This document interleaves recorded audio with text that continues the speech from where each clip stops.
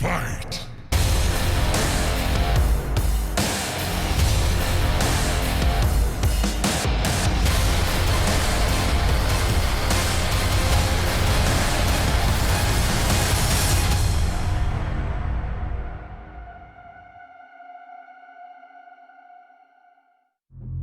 Good evening, everybody, and welcome. I am Ketchup. And I am Mustard. And you're watching Week 7 of the Mortal Kombat X Pro League presented by ESL. So here we are, 7 weeks into the Pro League. We have mere 1 week left after this night's broadcast has finished. We're getting ever so close to finding out who our 7... already.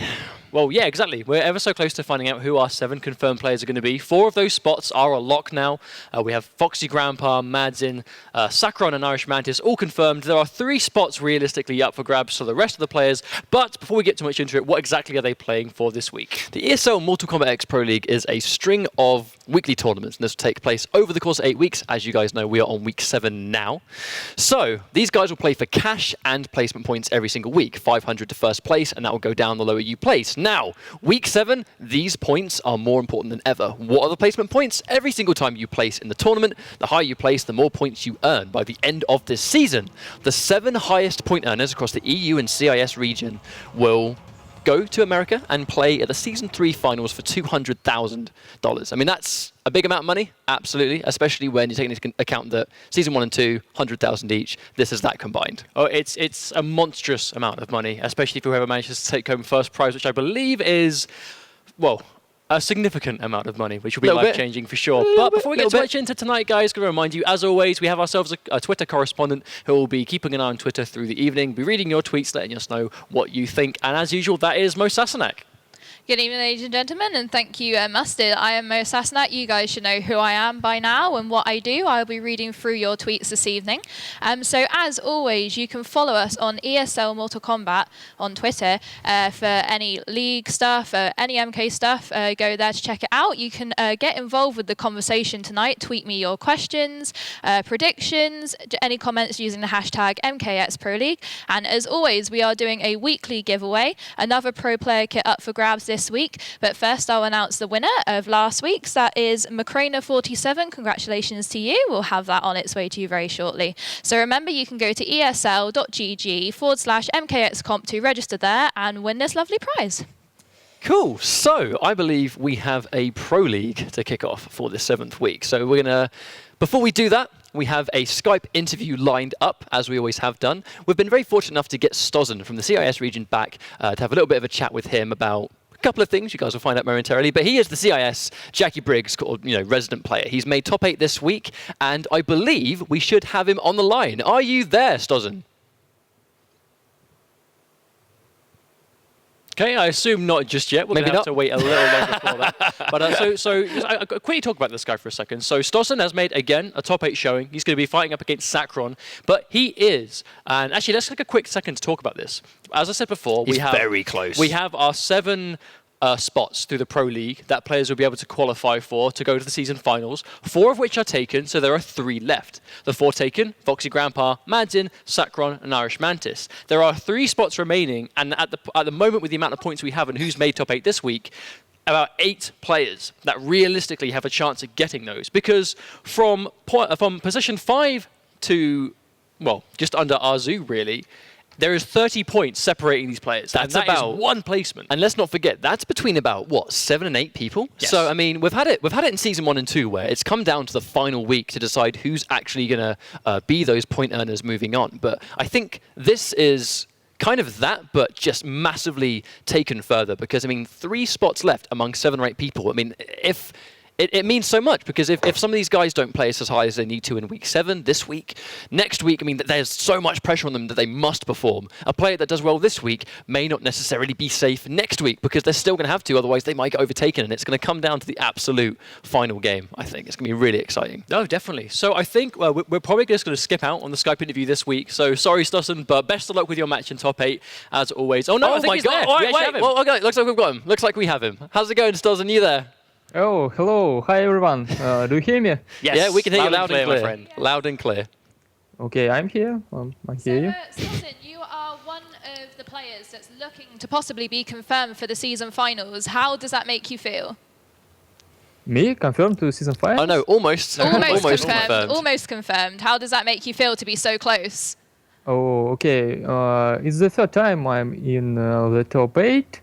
And last time I was mapped by Irish Mantis and Junana Manena 3-0. And so today I must win at least one game to score more points and get the chance to be in the final. So I'm very excited this week. This week is very important to me and another play. Wonderful. For another place. Yes. So we know, going by the bracket today, that your first opponent is going to be Sakron, who is, like yourself, from Russia and is currently himself 100% confirmed for season finals. You really sort of need this win to move on and be in a good chance to go yourself this late into the season. How do you feel about fighting Sakron, and do you feel prepared for the characters that he's likely going to be bringing against you? Yes, I was preparing for Kung Jin, Aaron Black, and Kitana matchups. And we will see which character Sakron pick today. Maybe he will surprise us, and I respect him as a player. I think he is the strongest player in Russia, in my opinion. Yeah, well, to be fair, he is the highest seed in the CIS region so far with that comfortable amount of placement points. That's definitely a fair statement. But one thing I'd quite like to ask you more as a Jackie Briggs specialist is, I mean, we get asked this quite a lot, and I'm sure maybe you do as well. But so you play shotgun and full auto, like many other Jackie Briggs players, either full auto or shotgun or them both together. In competitive play, we don't really see high tech used. Do you know, what is the reason for that? Is it a character thing? Do people just prefer the tools, the other variations, or do you feel like high tech is kind of lacking? Okay, first of all, I can tell that Young Monster has already picked high tech variation a few weeks ago in the match versus Red Raptor. But he mapped 3-0. But who cares? Okay. There is also a few famous players like Revolver and Panic Mode and someone else who tried to play in this variation, but they played good. Yes, I think they played good. But the point is that in the current meta, a lot of players pick characters with strong neutral gameplay, such as Melina, Johnny Cage, and Takeda. Their normals range don't let Jackie take initiative, and she can start attack. And the main problem of high tech variation is she don't have projectile. Okay, her blast is projectile, but it's a very short range. Yeah.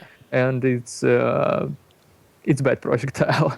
But once she gets to you, believe me, you will get wrecked by her. I guess it's just a matter of her having to do it first. But thank you very much. Thank you for your answers. And as always, best of luck in tonight's top 8. So, Thank you too. Right. We have a bracket to bring up. So one thing indeed. you guys will notice almost immediately is that this has been a very, very strong week for the CIS region. I believe 4 or 5 of these players are from the CIS. I believe 5 of the 8 this week are from CIS, and this hasn't really happened to us since week 1 of season 3, where Sakron obviously had a really strong showing. Vladi, who was again in top 8 today, had a really strong showing. But we've got Vladi, Sakron, Harry Nightmare, Stossen, and Doc. Of course, how can I forget Doc? Now, as you can see, Doc is here. Who is normally right at the top of that bracket? Who's normally fighting Harry Nightmare really early on? Yeah, who was that? It's Foxy Grandpa, isn't it? Yeah, I think it is. Where's Foxy Grandpa? Not in top 8 for the first time. Who beat Foxy Grandpa? Doc might have beat Foxy. What did Doc win last month? Challenger Cup. He did indeed. So Doc is this very successful CIS player. We just haven't seen a lot of him in the Pro League, but he's always entering. He's just falling short to again, some of the really dominant players we get in the Pro League itself. And I think this could be his week to shine. One thing about Doc right now is he has 50 points. As usual, the top 8 today, when we see their points later on, they have had their minimum 25 put on their point count already. Now with that, Doc has 50 points. Everyone else in this top 8 bracket with a successful placing this week and next week will be able to confirm themselves to season finals. So we've got Vladi versus Irish Let's look at these points, right? So you can see Doc having 50 points means the most pressure is on him to place well both weeks. He can't just place well this week. Doc has to win if he wants to stand a chance for season finals. But we can see Harry Nightmare, Vladi, when this moves over, we'll see Jupe as well, and Stozen. These guys, they have a very similar line of points to one another, that 1 or 2 good placings are going to transfer you straight into being in that good running. So Stozen, 120, Jupe, 135. I mean, these guys have so many similar points where they have so much pressure to place well. And once again, guys, the points that you see right here is already taking into account that the 25 points they would have earned by taking top 8 as a minimum today.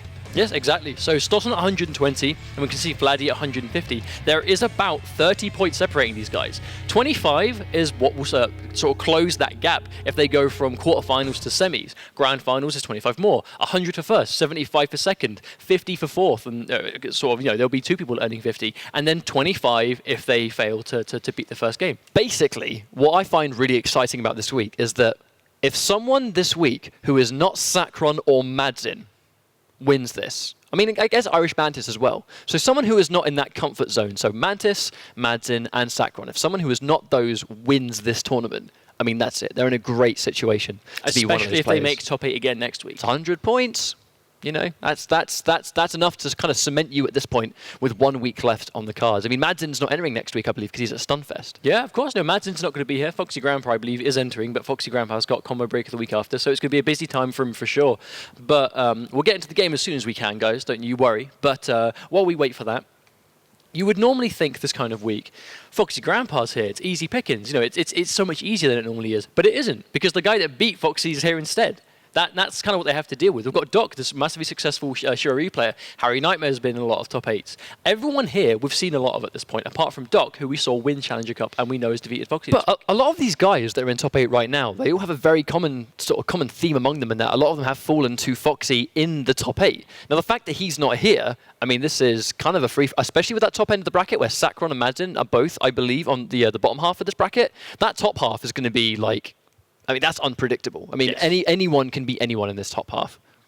Cool. So we know we're going to be seeing a cage mirror in Game 2, which is going to be Vladdy versus Irish Mantis. Probably going to be looking forward to talking about that. Probably going to be A-list versus Stunt Double. So we've got some stats on Johnny Cage, which I'm sure we can talk about this character. Now, Johnny Cage, we've seen him a lot. It's like CIS have been playing him since day 1. But in Season 3 especially, Johnny Cage has really sort of exploded onto the broadcast. Well, yeah, I mean, because if you look at this right here where it says number 6 most used, I mean, I'm pretty sure a big part of that is the latest patch that came out, which mainly involves a lot of Johnny Cage's competition being downgraded, and Johnny Cage kind of remaining the same. I mean, with the exception of little things here and there, like his down 4, having a slight adjustment to its hitbox and stuff like that. This character is a very, very strong character. But when it comes to the CIS region, it's not like this character was good and they just randomly picked him up. I mean, these guys have been using Cage for a long time. You have players like Flet, shout-outs to, you know, the always eternal Cheap Eddie, who opened our eyes about Cage back in the day during Season 1, I believe that was.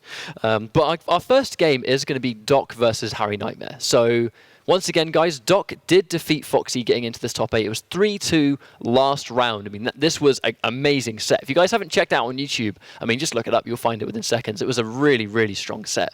Now, Doc absolutely must win this set. He must win the tournament. He has 50 points, and that's including the 25 he's already earned by getting in the top 8. I mean, there is no room for going out now. And especially seeing as, you know, he might not be able to enter Challenger. He's not going to be in this week's Challenger Cup either, or next week's, because obviously he got top 8 this week. So it's the pressure's on him to place. Well, think of it this way, right? He's currently got 50 with a minimum 25. So if he wins, he's going to have 125. Stossen is at 120. That is going to put him in the bracket with these other players. So if Doc wins this week, and Harry Nightmare obviously won't make it past top 8, if Junpei doesn't make it past top 8, if Vladdy doesn't make it past top 8, and Stossen doesn't make it past top 8, and he wins, and the other 3 opponents in semis are going to be these confirmed players, that is going to put him in a really good situation. That is like his ideal outcome really this week. But that's only going to put him at 125. He still needs a lot more to push himself from there into confirmed. Because right now, Irish Mantis is there over 200 points.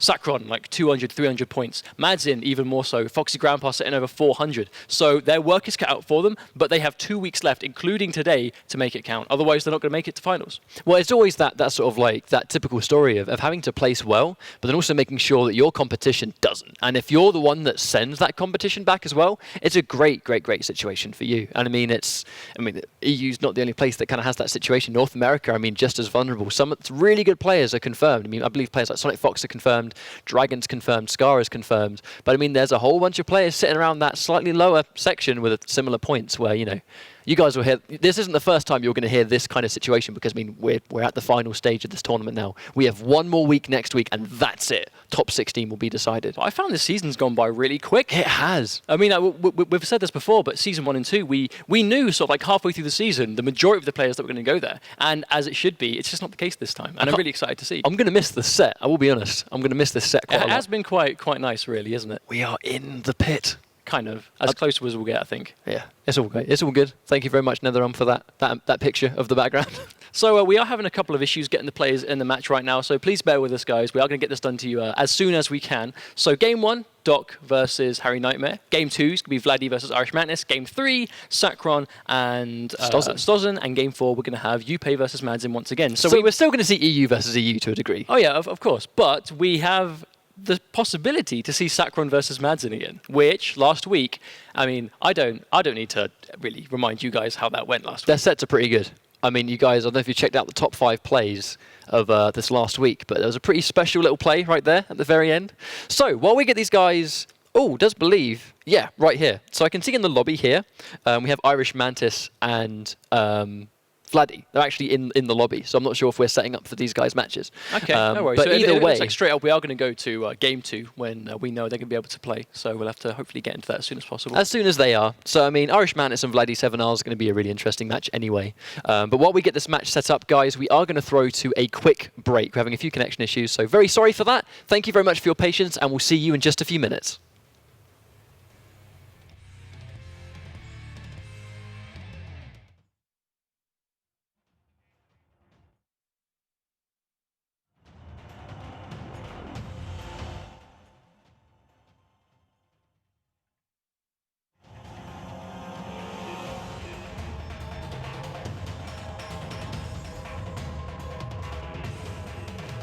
Peggy 18.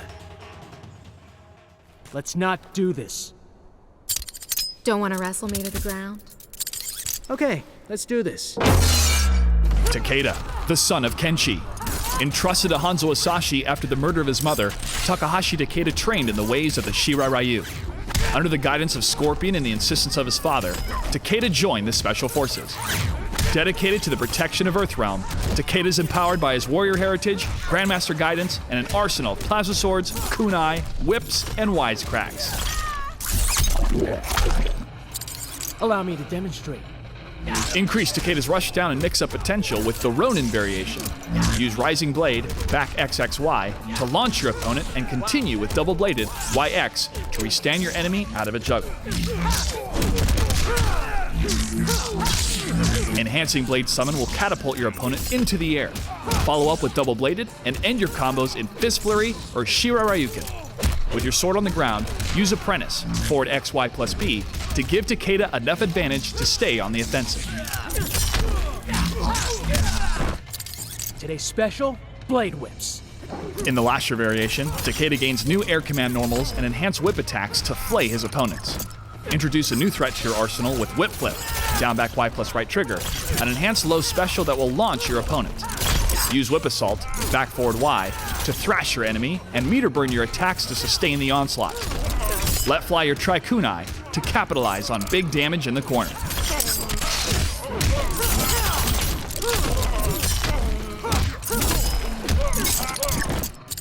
Let's get better acquainted. In the Shirai Ryu variation, Takeda gains an increase in mobility with his special move Quick Phase, allowing him to confirm off any opening on his opponent. Use a combination of Double Spear Ryu and Fist Flurries to maintain positional advantage in the fight.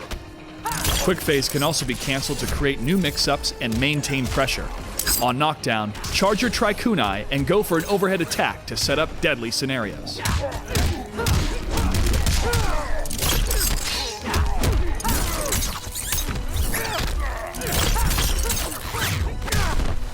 Takeda is best used by commanding the screen with his Blade Whip attacks. When in close range, use Sidestep, down A, to poke at your opponent, allowing Takeda to stay on the offensive. Mix up your openings with Whip Snap and Step Kick to keep your opponent guessing.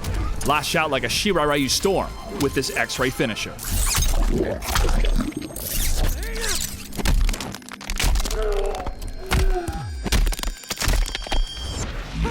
Show your enemy it's over. You've got the high ground with the brutality.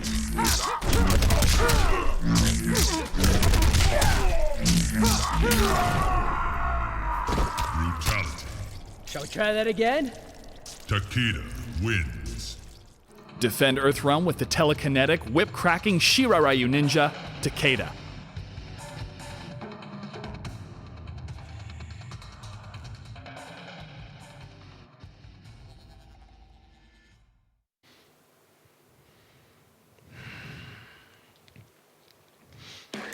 Yeah, when they said about shirts, they meant for us.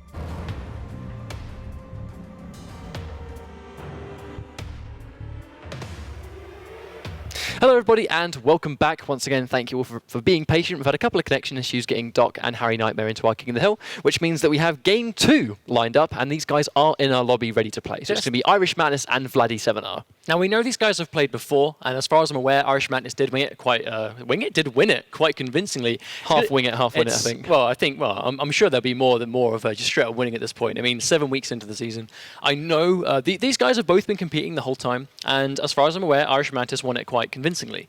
Now it's been a long time since they played, and we are going to get the game to you as soon as we can. We just know we're going through the test right now. We can hear it, so we know they should be ready to go soon. But how do you think this is going to go? Because on paper, Stunt Double should have quite a lot to deal with A-List. I think that, I don't see why Stunt Double would have a hard time versus A-List. I mean, if you think about it, if it comes to neutral tools, they both have the same normals as each other and the same strings, but Stunt Double just kind of has just that natural increase of range. And I think something that some people might underestimate is the fireball difference. I mean, let's not forget that when you're in Stunt Double, not only do you get the doubles that give you good plus frames, good range, that kind of extension of reach, but I mean, when you pick, look at this. I do love that. Two Johnny Cages. I do love that. I kind of feel like Irish Madnesses should be like just flipped, so they're kind of just like doing that to each other, because that seems like a very cage thing to do.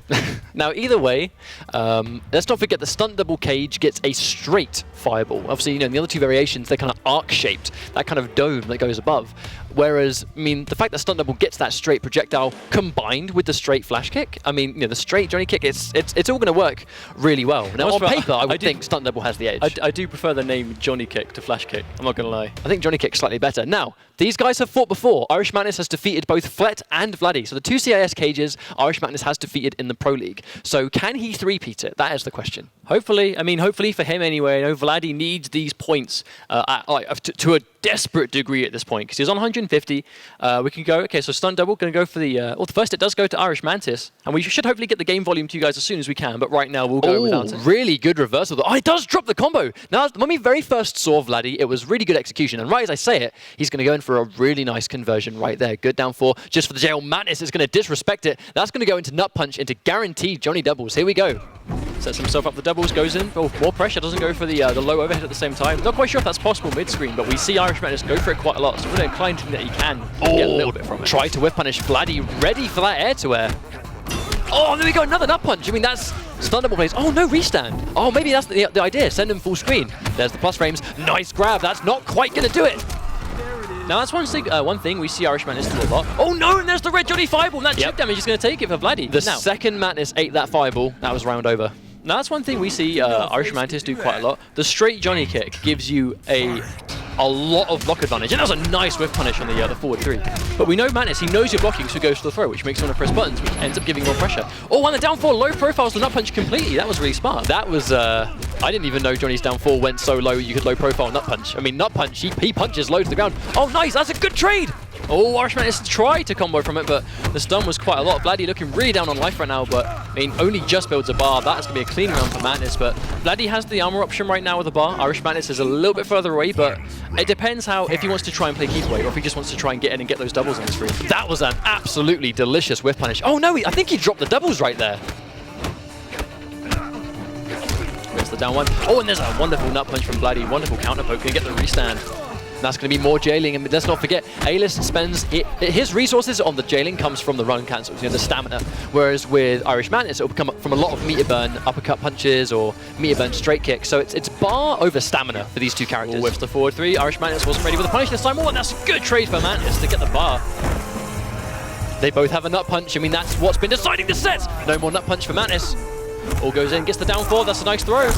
Vladdy has the armor option though, and that could be potential death. No, wake up jump. That's going to get scared. That block jumping kick could be all. And no, but Vladdy has a break ready in the last possible minute. Vladdy is in red Johnny mode. He tries the anti-air jump kick, and that's going to be game 1 for Irish Madness. Now, that's one thing I'm going to find really exciting about this match is obviously the almost built-in sort of, I guess you could call it a passive ability from Johnny Cage. That once Johnny Cage goes from 5% health to lower, all of his like shadow special moves, like all of his special moves that involve the green aura around him, they increase in damage. I don't know exactly how much by, but they do increase in damage. And also his throw becomes a lot more damaging, which for a character like Johnny Cage that is so good at forcing you into blocking is gonna get a lot of throws, especially against an opponent with low health. So he has a built-in comeback mechanic, but they both have access to it. Now, I think one of the reasons Vladdy's getting caught out by that nut punch so often is because you're so used to Johnny Cage kind of armor breaking reversals because of the speed on the 1-1.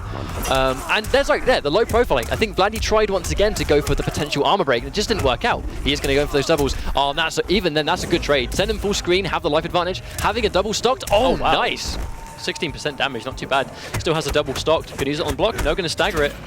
Uses his last double. Gonna get tagged. Oh, but tries to confirm. Don't think he quite. I'm not even sure if that's possible. Oh, that whiff punish. Now, Irish Madness is spacing that so well. He is just out of range of that forward 3. I mean, the term footsies, right? Understanding the range of your own attacks. This is a mirror match. The footsies of a mirror match is going to come down to who understands the range of your character the best. But even then, like, I think Madness is doing a good job at forcing Vladdy into a position where he knows the gap. He makes that forward 3 a really attractive option, but no, he drops the ender. And that's really good for Madness. Oh no, drops again. That's really bad for him. I mean, those drops were quite crucial, but I mean, he still has him in the corner. Oh, tries to whiff punish, but I think Vladdy not quite doing it. Oh, almost again. I think Vladdy's sticking out so many of those forward 3s because that's what A-List wants to do. A-List wants you to block a forward 3 so he can start jailing you into all of his mix-ups. But Irish Madness is doing a really good job of just spacing out. I think that's it though. This Stun Double just has the added range, and Irish Madness is putting it to perfect use right now. Oh, and he's trying to scout those. Oh no, that sucks. I mean, that's a quick 2-0. He's trying, in those situations, he's trying to scout out the meter burn nut punch because Irish Madness got so much mileage out of those nut punches at the start, right? But he's gone for less of them in game. I know that's what won the set, the second game. But after game number 2, he's actually going for a lot less. So in that situation where Vladdy's going, right, he's going to nut punch and I'm going to block it, and that's where a big bulk of my damage is going to come from. Irish Madness in that situation had so much life. There was no reason for him to open himself up, giving Vladdy the free damage. And then Vladdy just sitting there waiting. If he's waiting for a reversal, he's not pressing buttons. He's not pressuring you. He's not harassing you up close. That gives you a way out. That gives you that split second to escape the jailing. So Madness finds himself in a really good position right now. A very quick 2-0 up. Vladdy has a 3-game comeback to make. And wow, just using his first bar. Oh, that -4, so is completely safe. But Madness is going to get a little bit of pressure from it. And he is actually going to bag himself a nice overhead into chunky 30% damage. Oh no, and I'm not sure what happened there, but he is going to eat the full overhead again. Irish Madness is going to get the knockdown into the doubles. Oh no, I would have thought that would have almost been a hard to blockable, but Madness didn't have the bar. Every time he finds himself in a situation to hard to blockable, he never has a meter to capitalize. And that's just chip damage. Vladdy gets a down 3, but it's going to be enough. Gets a nice throw, but he has the comeback potential, 70%. This could be it. No, maybe not. I mean, that was the unhypest of unhype comeback denials. Round 2. Match point, just like that for Irish Madness. It's a 4-3, but can he enforce it? No, let Madness press buttons out of it. Going to get a nice counter poke, some good damage here. Just, he cannot drop this. Be in a terrible situation if he does, but no, bags himself his own 30%. Madness tries to jump out. Oh, wow. Oh, no, punish! That is going to come back to haunt him. That missed nut punch punish. Oh, delays it with the armor.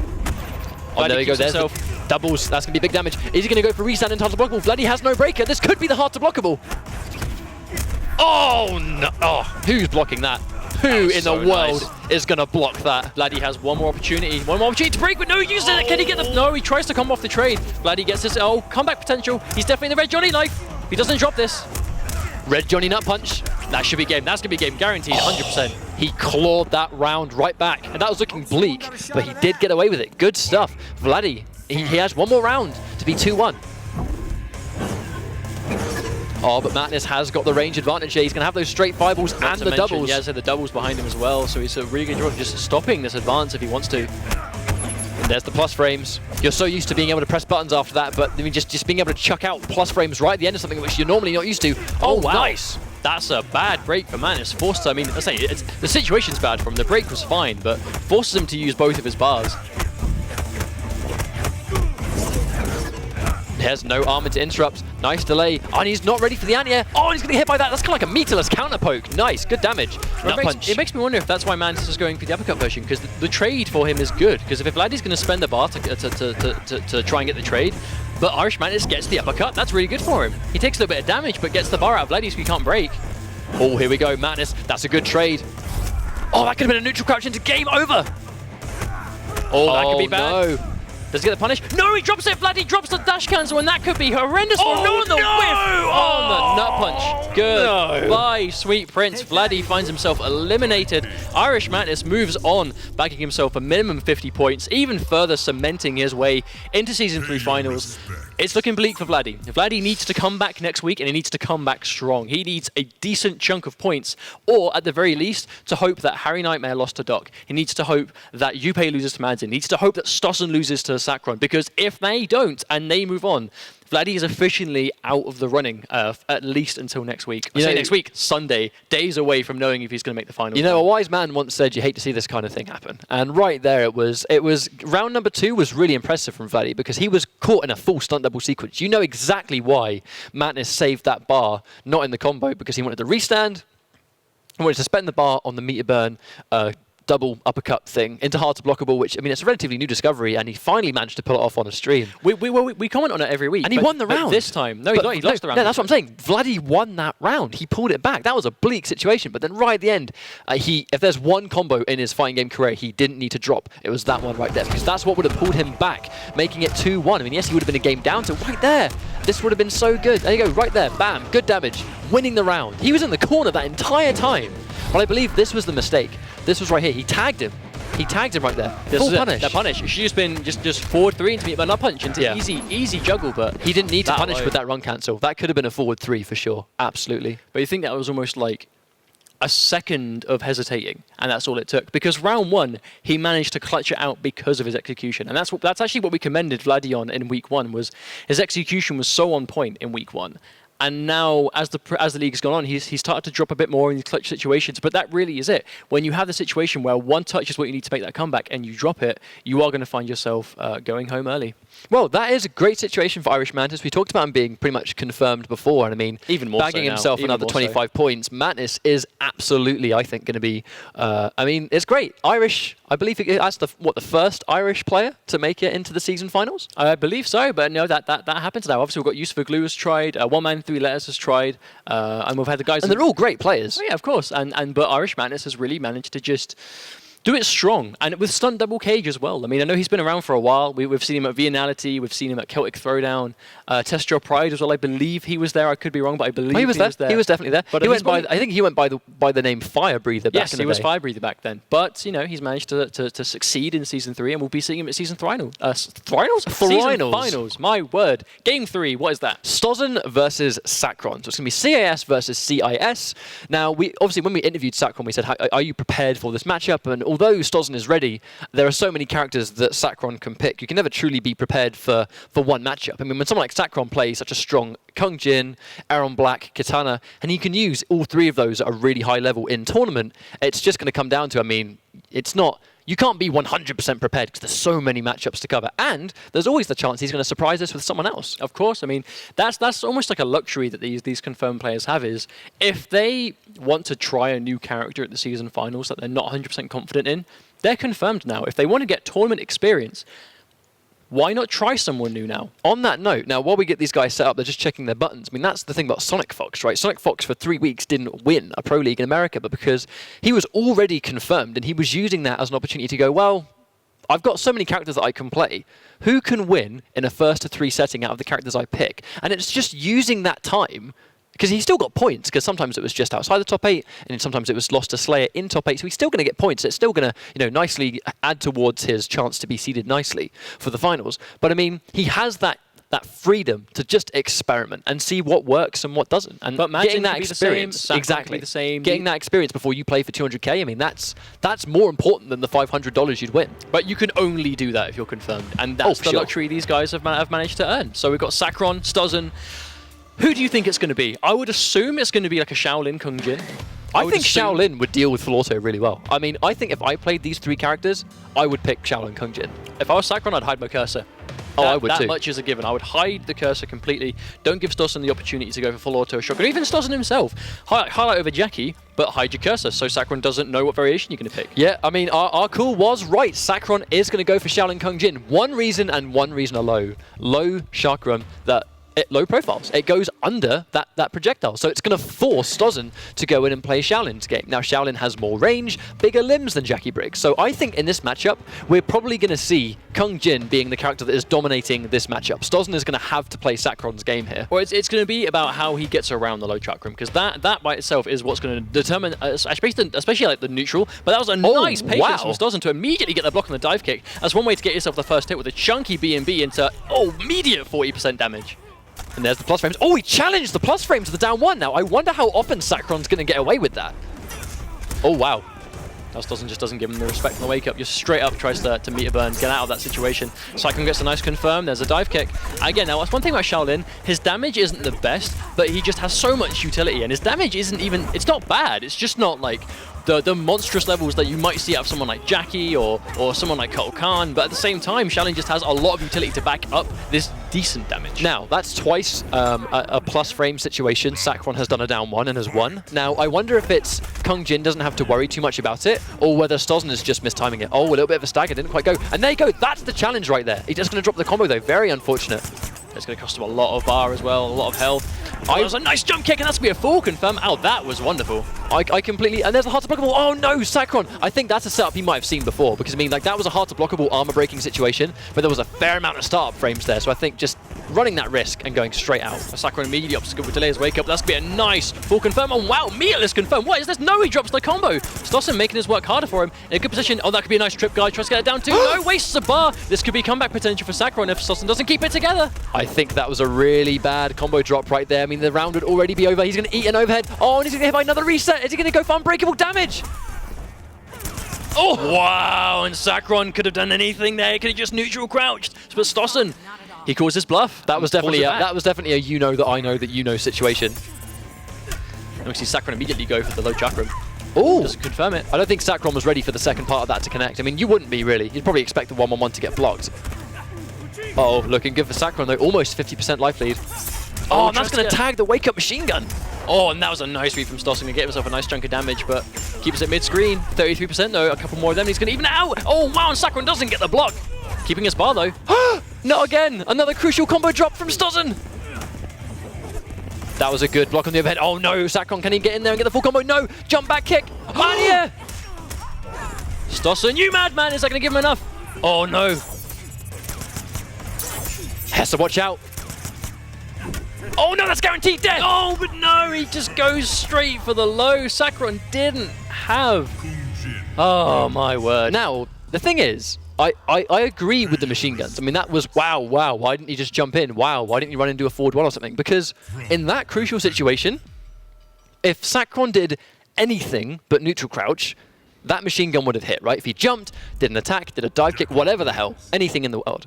If he did anything, that machine gun would have hit. And that's exactly why Stuzen did too. After he neutral crouched the first one, you bet the second one was because he thought that Sackron was going to see the first one and go, he's not going to go for a second one. You know, that was just a hard read situation that Sackron just came off better in. Well, not to mention the end of the first round that Stuzen won was because Sackron got hit by the machine gun. So Sackron, you know, he immediately realized, okay, I can't do that again.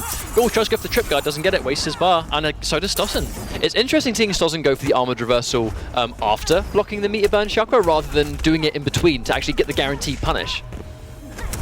Oh wow, and again, the reads from Stuzen at one point. My question, I mean, Sackron just isn't on the ground for any of this match, which is...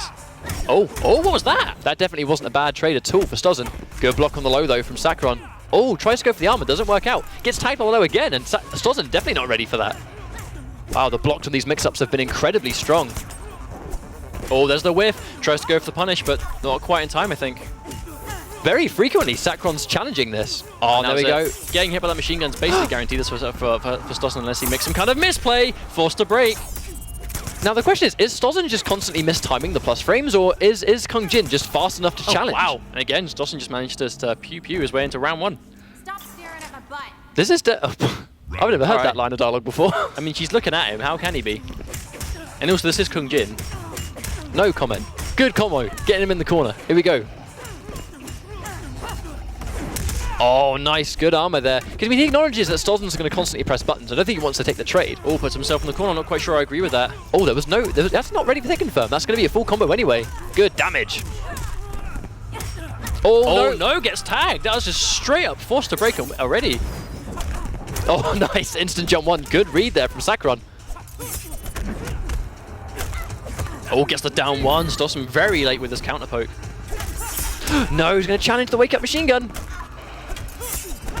Nice patience this time, gets it. I'll say you can tell Stossen's trying to respect that overhead. No. Oh no, that just complete sequence there from Sacron pulling the round back. Stossen just froze up. I think he expected the armor for way too long, which just gave Sacron loads of opportunity to just go for the 50-50. I mean, that was Sacron's game. Nice cancel, but Sacron doesn't bite this time. Sacron's he's constantly disrespecting that. Oh no, standing up. A lot of whiffs and combo drops from Stossen as well. Trying to get those little conversions and dropping a lot of conversions right there. That sort of goes back to that trade we were talking about. Oh, gets a full jump in. That was a good read from Stossen. Oh, drops no! Again. Too many combo drops from Stossen. I mean, like, when you're this close to qualifying and you have to win a set, the pressure is going to be so massive. Sacron standing up into machine guns. Oh, there's the delay! One more hit and Stossen's going to go. Armor breaking. And that's going to be it. No. Guaranteed chip after, potentially. No, not from that far away. But that is going to be that. And Sacron finds himself 2-0 up. Stossen just straight up dropping too much. That is really what's costing him it more than anything else in this set. Just simply dropping too many of his combos. He's making good decisions. I mean, that's the thing. Stossen is making some really good decisions. But the read is one thing. But, I mean, the execution has to come next. You have to be able to make that good choice. And the payout is full damage. But that hasn't been a problem for him up until this week. Do you reckon maybe the pressure of needing to win the set is getting to him? I mean, look, when you're in this situation, winning a set is, I mean, if that's a matter of going halfway across the world to play for $200,000 and not doing anything at all, that is a substantial amount of pressure that only a few players in the world can say they've really felt that. So, I mean, who knows? Who knows what's going on? But I mean, his decision-making is still on point, but the execution, that's what's going to fail you if you drop every combo. Sacron, again, finds himself confirmed. Uses first bar. That's a good read for Sacron, but himself drops and uses his second bar. Just straight up meat burn dive kick. It's safe. Why not? I'm going to get himself a nice life lead to start things off in game 3. Nice air-to-air. Stossen needs to make every single confirmed count. I mean, that's an air-to-air for 36% damage. That's respectable. Oh, that was nice, but meterless wake-up chakram's going to do it. Now, the one thing I like, though, is that Stossen realizes that he has to always go in. I mean, this is what we said right at the beginning of the set, and that because of the chakram just low profiling, Stossen cannot play a full-screen game. Oh, no. Jump back dive kick. Sacron on match point. Stossen looking bleak right now. I wonder why Sacron's still able to do so many jump back punches, though, considering Stossen's getting so many of those up rockets. I wonder if it's to try and challenge something. Oh, good plus frames going in. Nice pressure. Disrespecting it again. Maybe that's why he's jumping so much, because if he's expecting the standing 4 into low shot, he's not going to get comboed if he gets caught by it. Maybe. I mean, that does make sense. Oh, nice. Great interrupt.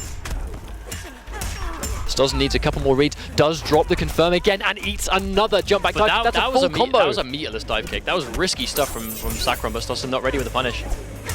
Oh, gets a full jump in. This could be big for him. Good damage. One more touch is what it takes, but Sacron hasn't got the bar.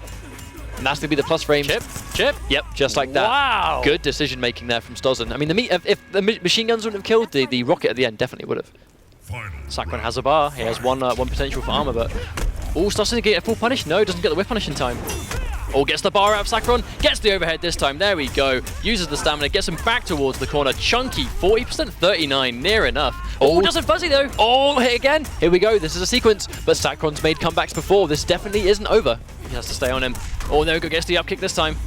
Oh, and GP. That is going to be... Oh, no, that drop. Please don't go back to hurt him. Is that chip damage? Is that enough? That is Kaboom! Sakuron goes down for his first game, 2-1. Stossen needs 2 more of those to tie this up. 1 more to tie up, 2 more to win and move on to semis. Now, we've seen Stossen be in a situation before in Challenger Cup where he has been extremely down in a set, and he's pulled it back because he's just made the adjustment, and the adjustment he always makes is tidying up his execution, because his decision making with Jackie is really strong. You can tell that he's played this character for as long as he has done because a lot of his decisions are on point. Now in that game we saw next to no combo drop, so every hit was 35%, 40% plus. Everything hit like a truck, and if you're combining good decisions with max damage, that's how you win in high level. Especially when a lot of your damage comes from the end of the combo, and that's the bit you drop. But that's the adjustment. He didn't drop basically anything. His reads were on point.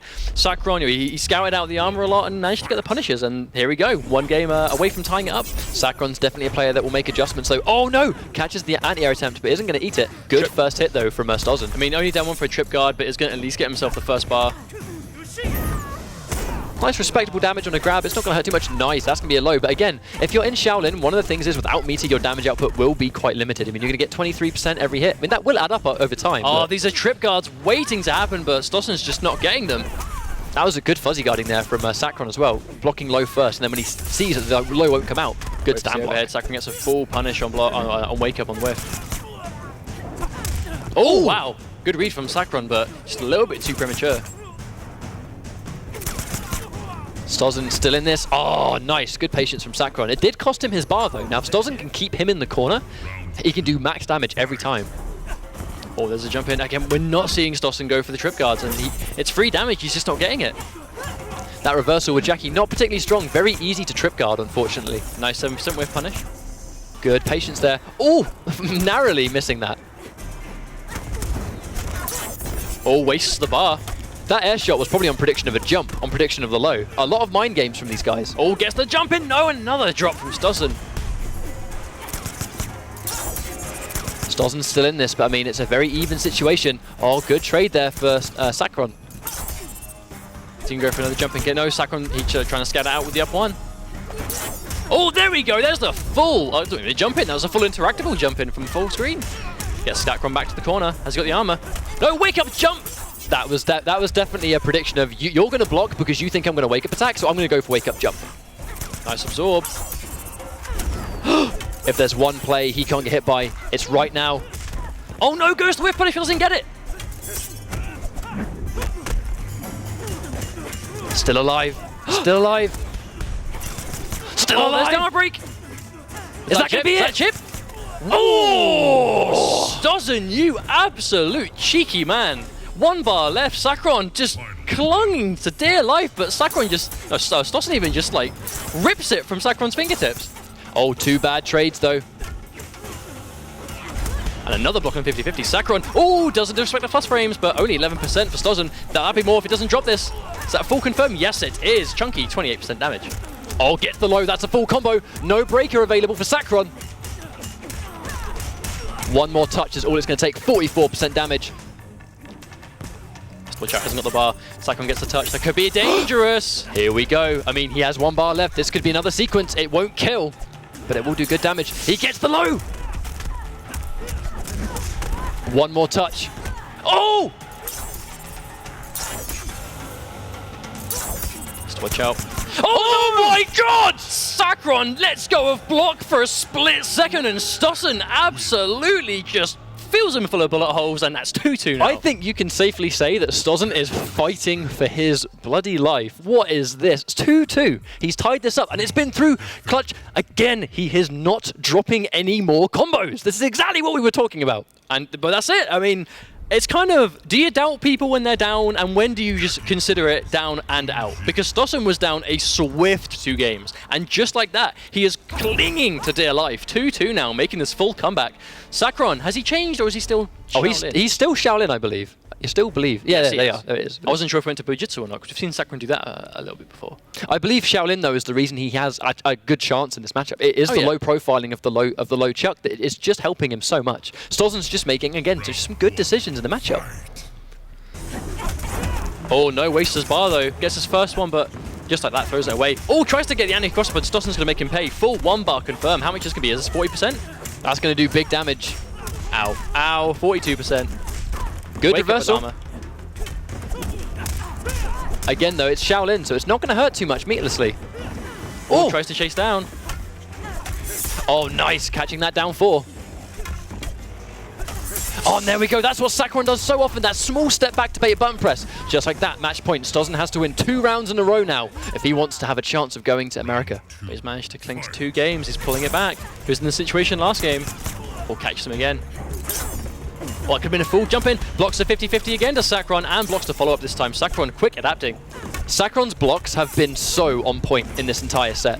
But uses only bar on that though, Stossen. If he can get a good couple of hits, it could be big damage. Doesn't go for the trip guard attempt either. Yeah, could have just been a straight up punish. That, like, I mean, again, 7%. Not too bad, doesn't respect it on wake up though. Oh, I like that jump back dive kick on anticipation of the standing 4. Good read there from Sakuron.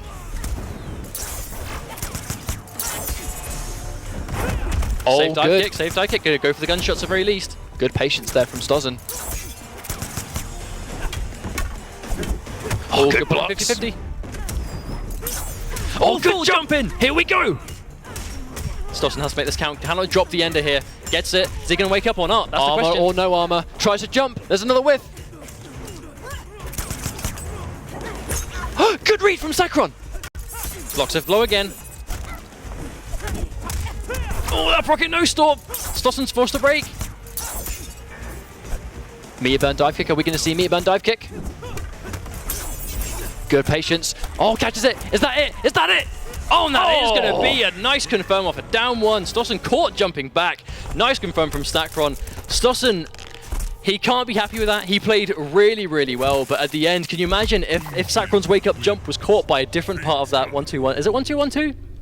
Well, I think it's But a matter of if it was a different string, or if and it just got, if he got caught by a different part of it and was able to confirm from the end into a special. He just needed like an extra 5-6% damage at the end, and that would have done it. And that's any of his specials. If any extra parts of that string connected, you know that Stossen would have confirmed into anything just to get that damage. But so much like Vladdy and much like well, Harry Nightmare, if he lost, I'm not quite sure how this first set went. We'll try and get back to you as soon as we know. But still, that puts him in the same situation. They need to make top 8 again this Sunday. If they don't, they're not going to season finals. Just like that. And now we find ourselves with one more player this week who is in that situation, because Irish Madness has gotten through, Sakuron's got through.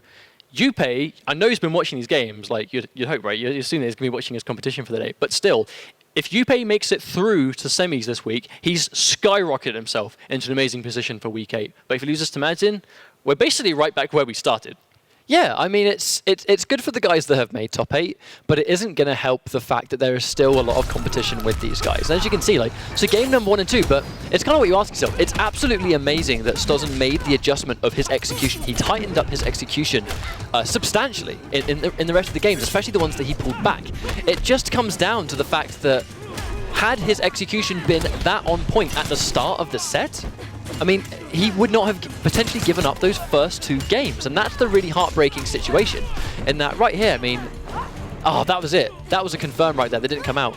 I mean, maybe in that situation, if he spent his bar, maybe if he spent his bar on the meter burn section of that projectile, maybe it would have done something. I mean, who knows? All these different situations, but it just came down. Hindsight kind of sucks, right? It really does, because you look at it and go, I could have done that there, but maybe there was no way of knowing. It was just a read I had to make at the time. And right there, Stossen made a read that didn't work out. Well, it is the easiest thing in the world to watch a set like that and watch a player from home, or even us on commentary. We'll watch it and go, oh, that was a mistake. He clearly should have done the other thing. But unless you're in that situation, you've done it yourself, and there is a big difference in watching a game week after week, following a pro league, enjoying the content, enjoying competitive and professional play, understanding it, and physically doing it yourself. Like, actually physically having the controller in your hand and playing for what you know. If I lose this match, I'm not going to LA, I'm not making $200,000. And being in that situation, like, there are a small handful of people in the world that will ever be able to say they were in that situation with Mortal Kombat X. And hopefully Stossen isn't going to be one of them. Hopefully he comes back this Sunday. Hopefully he can really bring some great play that we've seen him do before, but succeed a lot in week 8. Because he needs to. He really needs to. Well, it's one of those situations that you just can't say you've been there.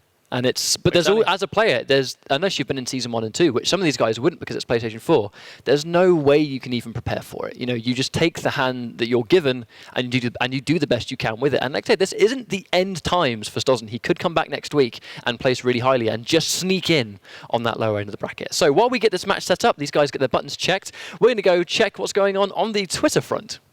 Well, yeah, I've got a few lovely tweets to talk through with the lads just in a bit tonight. But before I do, I just want to remind you guys at home that if you want to keep up with anything League related, you can follow us on Twitter at ESL Mortal Kombat. We want you to get involved tonight with everything that's going on. So remember, you can tweet me using the hashtag MKXProLeague if you have any questions or comments about the matches. And also, remember, we do a weekly raffle. We're giving away another Pro Player kit tonight. So remember to go to esl.gg/MKX to register there. Now, a little while ago, before the stream started, Mitsoins actually set up a poll in the tag, which a few of you guys voted on, asking who you think was going to win this week. He had Madzin, Doc, Irish Mantis, and then the others in there. A lot of you voted for Madzin. I think that's a pretty safe bet from what we've seen of him across all the leagues. He's doing pretty well for himself. 13% of you said Doc, 19% Irish Madzin, and 18% others. How does that add up for you guys? You think that's pretty? Well, I think it's it's a very safe bet, right? To go, Foxy's not here, Madsen's going to win. But Doc beat Foxy. Irish Mantis has beaten Madsen before. Yeah. Sacron has beaten Foxy before in tournament. Always has amazing close sets with Madsen. But then we know that Yuppie and Stozen and Harry Nightmare and Vladdy have the most to play for. So I found that this week, out of all the weeks we've done in Season 3 so far, was probably the hardest to call. So I don't know. Yeah, well, I just don't know. It's one of those situations. I think Doc obviously would have a fair amount of votes in there because, Doc was the Foxy killer this week. If someone takes out the #1 player of that region, it's fair to assume that they will do well that week, Of course. But it just comes down to how that set went. But either way, we're getting this match set up, which is going to be Madsen versus Yuppie. These guys have played before, and Madsen has taken it. So Yuppie, pretty much a cutthroat Kano specialist. He does play all variations, but cutthroat really is the variation he's always specialized in, even before the latest buff was received to Kano. I wouldn't say specialized, just really had available. And I think the way to describe Yuppie's Kano is he understands everything about Kano, right? Like, we don't see these huge, explosive, risky plays. We just see someone that clearly knows a lot about this character. He's got the execution, he's got the knowledge, he's got the tech. The only thing we don't see from Yuppie are the hot plays. And I know that sounds a bit rich to comment on, but really that is what really I think is separating players like Sacron, Foxy, Madsen from the people below them in the league is the ability to clutch it out and just make those tiny micro reads until the very end, like Madsen's wake up parry on Magic Pixel. But that's what we're talking about. By hot plays, mustard pretty much just means big game-changing decisions on the fly. Big clutch capability to be able to be like a magic pixel down and somehow make it work. But we can see Yuppie's opted for the pot of gold as well. I think he's trying to Madsen said to us that we would be very hype over who he plays this week. We don't know who he's picking. I have no idea. What? You tell me that I'm going to be excited over who you pick and you just pick Sub-Zero again? That's disappointing because I understand Madsen wants to win money, but he said to us, right guys, if I make top 8, I think Ketchup and Mustard are going to be really, really excited over what I picked. And I was like, ooh, maybe we're going to see Triborg, maybe he's going to go Cyber Sub, maybe he's going to pay homage and be Sarx and Sector. And then he goes, hides his cursor, and we're like, ooh, this is interesting. And then he picks Grandmaster Sub-Zero again. Oh, nice whiff punish there. Good meteor burn. That's going to be a full combo into hard knockdown into clone. Let's go. Now, we see Madsen do that a lot, and I think that's also a Brady combo, the 1-2-3 meter burn ice. Like do we agree with that break though? Not quite sure. The problem is he's still in the corner, so that right there is what's going to give him a problem. Like, if Madsen tries to cash out the damage, Yuppie's going to get hit by it. At that point, not really much he can do, but this is it. If you're cornered by Grandmaster, it's always a danger opting to break because you're going to be without stamina and you're still there. Now there's that, the thing is, down 4 into Knife Slash, I really don't like that. I feel like if you're playing Kano, I know doing things in Knife Slash in that situation is great, but if you're doing down 4 into Slash, if your down 4's on hit, you're throwing away plus frames to just get a blocked knife again. But the thing is, it's kind of a double-edged sword because down 4 Knife Slash, it's great if you're trying to bait a counter poke it's sure, but his down 4 on hit is really good. So is the knife slash. But if you get the down 4 on hit and then they block the knife slash, you're putting yourself minus when you should be, well, when you could be really, really plus. But you do it because you think they're going to press buttons after the block down 4, because you think in this situation there's no way they're getting hit by this down 4, and that's why it works. But that was a nice counter poke by Yupe. Gets himself, turns it into a launcher, gets the armor, and a nice 30% damage. Gets Madsen. I like that. 2 forward dashes to push him even closer to mid screen. Oh, you know what I like even more? That meter burn clone on prediction of Yupe. So now, Yupe's mid-screen answer for that clone was to instantly throw a knife toss. Not to punish Madsen, but to eliminate the clone. It destroys the clone. And if Sub-Zero sits behind the clone, it just puts you back to a neutral. So now, Kano can't necessarily punish it, but the knife gets rid of it. But the meter burn... Now, the regular clone comes out slower. He recovers slower, which meant that Yupe would go, I'm going to throw the knife to eliminate the clone, and then by the time my knife's recovered, you've recovered from clone, we're kind of back to that neutral state. Right at the end there, Madsen knew that Yupe was going to go for a knife toss to chew up the... Okay, now before we talk about this clip pick, it was basically Madsen read the knife toss, so the meter burn clone into quick recovery, into punishing the recovery of the knife toss. Really smart play, but... Cybernetic. Let's talk about this. Now, I was actually going to suggest that Yupe do something like this, because I've seen him, I don't want to say struggle with Grandmaster before, but definitely has found himself in a situation where he's getting cornered or hasn't really got a lot of answers full screen because of the clone. Cybernetic, on the other hand, has a lot easier of a time dealing with the clone, and it's because of that. His meter burn knives go through it.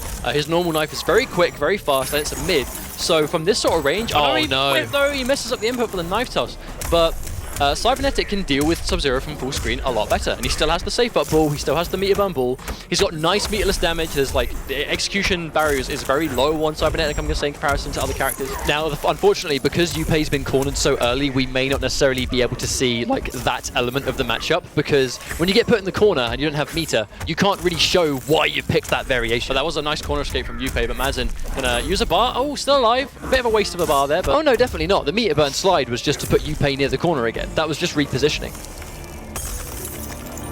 And there's just a straight up slide to finish things off. Madsen definitely in control right now. Oh, there's a down 4 knife toss, and again. Did they remove the gap in the back 1-3? I have no idea. I haven't seen Cybernetic played in quite some time. That string right there, I can't remember if that's back 1-3 or back 1-4. It is back 1-3. Madsen's not armoring it. I'm not sure if there is, or if he just doesn't know, but regardless, he hasn't... I don't think he really needs that to win this matchup. He just needs to know how Yupe's going to try and get out of this corner pressure. Oh, nice airball on reaction of the jump. Oh, nice down 2 as well. Yupe not being afraid, especially to anti-air a deep jumping punch from Sub-Zero. Yupe playing really smart this round. A lot of patience. Nice. Oh, catches the jump with the barrel. Yupe in a great situation at the moment. Oh, that risky slide is going to pay off. Yupe spending one of his only bars. Has managed to build 1 bar though. Oh, good read from Madsen, but again, the quick recovery on the knife. If it was cut through, that knife would have been punished. Speaking of punish, Madsen's going to get a full ball punish from Kano. He's from standing, just goes for the... Oh, tries to go for the 50-50, but Yupe, and again, a down 4 knife throw. That was a good call, though. I mean, like, the damage of the combo wouldn't have killed, but if he got the back 1-2 reset into either overhead or low, he'd have gone forward 4-2 into meter burn ice ball off the overhead, and back 3-3 meter burn ice ball off the low. So that would have killed had he got the mix-up. Unfortunately, though, Yupe with the really good blocks, taking that round. Again, I mean, you can already tell the easier time Cybernetic has dealing with Sub-Zero from full screen. Oh, tries to go for it. Oh, that's a straight ball, which actually is punishable. Yupe uses a bar on the ball, and another one on the breaker, and now has no bar left at all to get out of this corner pressure. Madsen has him right where he needs him. Was that air ball on anticipation of just whiffing entirely? I don't think Yupe actually intended for that to connect.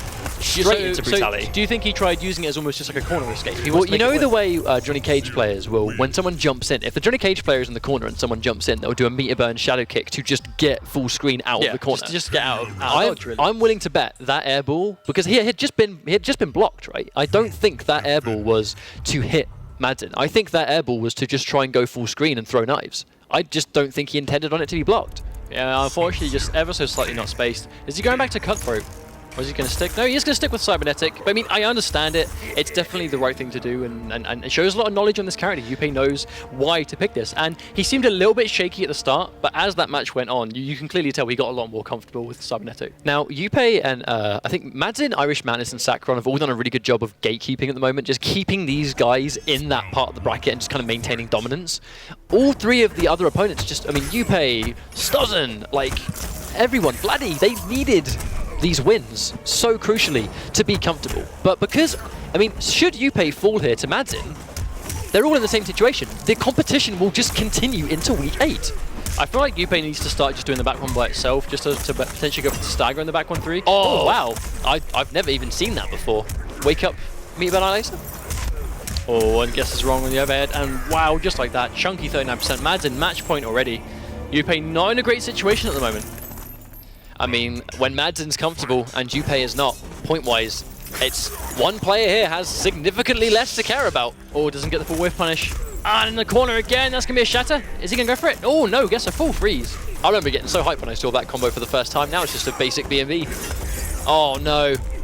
Oh, tries to go for the refreeze, but Yuppie not close enough. That could be. No, the clone is not there, so it doesn't get the full damage. We haven't seen him go for a single regular back one. Maybe Madsen ready for the stagger? Oh no, you rarely see an NJP like that get hit in that situation. Uh-oh. Good damage. Here comes Yuppie. Nice repositioning. That was smart. Nice chunky 32%. As a corner, but no, let's Madsen jump out. And again, Meteorbone clone into back two. The Madsen special. And Yuppie is going to go home 3-0. And much like before, finds himself like Stozen before him, like Vladdy before him, right back where they started this week. I mean, obviously, they got 25 points. They managed to make top 8.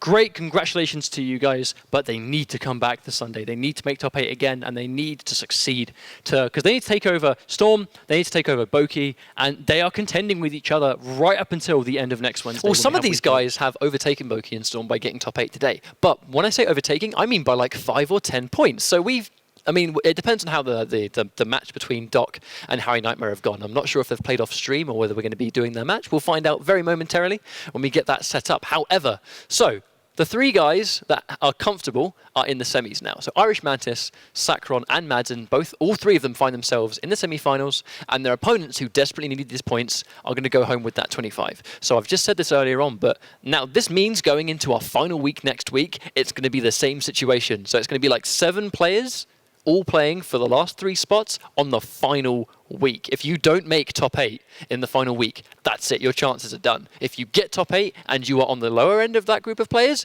you need to place well. I mean, this is a lot of pressure next week. Well, I mean, we mentioned pressure and we keep saying next week. It's not. It's this week. Sunday we play through top 8. That's a good point, isn't it? These people are days away. Out of 8 weeks of trying, days away from finding out if they're going to make the cut. And some of them are going to be just out of the edge of the points gap. And they're going to find out on Sunday, and we're going to find out on Sunday. And if they make it, we'll find out on Wednesday. But I'd say now the first round matches are over. On the assumption that Doc won, we are finding ourselves in a situation where Doc needs to win, and then he'll be one of those players for a good running next week. But if not, and Harry Nightmare moved on, he is in the same situation. So we might still have some potential for some upset, surprise, last-minute places. So if Harry Nightmare does well this week, Doc lost 3-1. Hang on a minute. So I'll let you say. I believe we're about to say the same thing. Doc taking out Foxy Grandpa, but losing 3-1 to Harry Nightmare. Now, we find ourselves... What does this mean, Mustard? Harry Nightmare... Things just got juicy. ...has just overtaken basically everyone else in the bracket that has already lost this week. So Harry Nightmare is actually putting himself in a really good situation to make finals. If he beats Irish Mantis, he's looking good to do it, unless he doesn't make top 8 next week. Now, obviously. But that's what I mean. There's always a unless, but if, because we don't know. But Harry Nightmare is the only player this week without a lot of points to really make the most of this top 8. Now, and if Harry Nightmare loses in the semi-finals to Irish Mantis, he's going to be in that. He's still going to remain in that group of players that are all going to fight for points this Sunday. Wow. Now, unfortunately, what that does mean by Doc losing, it's going to be almost impossible next week, unless he wins and then his competition just does not place well. I actually don't think it's possible, and I could be not wrong, at all. but I don't think it's possible. Well, he has 50 points now at the moment with the top 8. If he wins next week, he'll get 150, but that might not even be enough in week 8. So the most he can get is 150 now, and there are already players that basically have as much as that.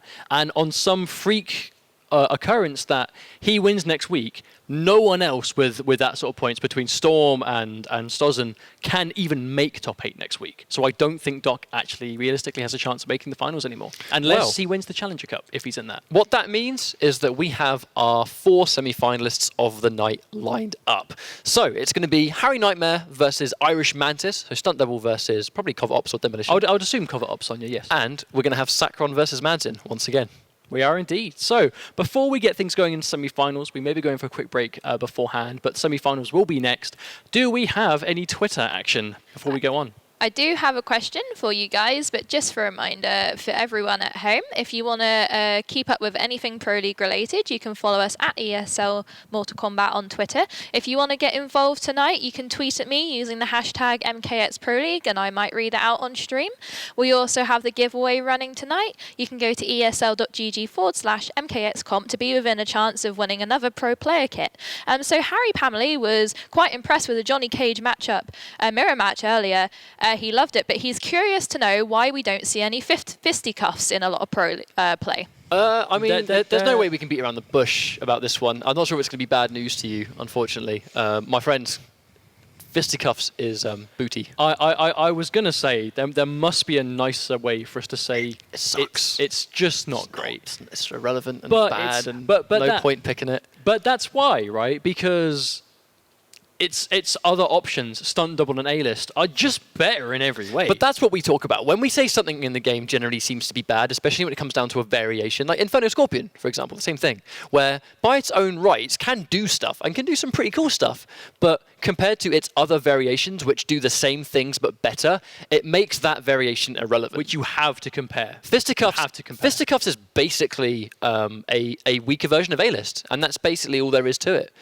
So if you want to do what Fisticuffs can do, pick A-list and you're generally going to have a better time, as long as you've got the execution for the run cancels. If you don't have the execution, I guess the trade-off is the ease of Fisticuffs, and that's pretty much what it comes down to. Cool. So I think we are going to go to a very quick break, guys, so don't go anywhere. We'll be right back with our first semi-final night, which is going to be Harry Nightmare versus Irish Mantis. So we'll see you guys in just a few minutes.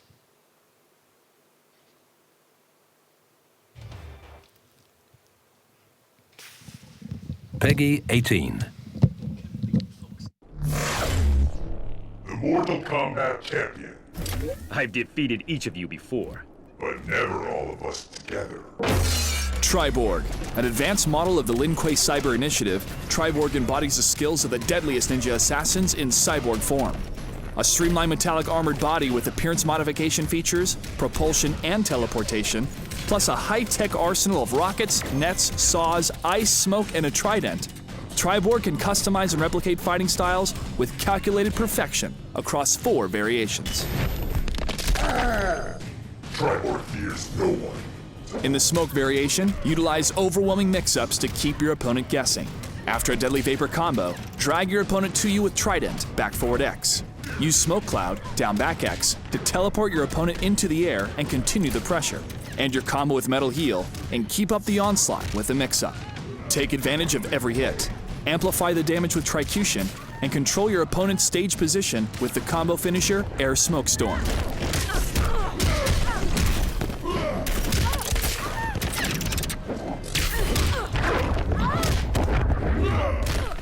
You will be incinerated. Punish your opponent through patient spacing with the Sector variation. Homing Missile, down back Y plus right trigger, is a safe opening allowing Triborg to close the distance. Fire a volley of Havoc missiles, then use Teleport Uppercut, down back B. After knockdown, follow up with a lock-on missile to set up your next engagement. Maintain spacing with Force Sensor, and extend your combos with Teleport Slam.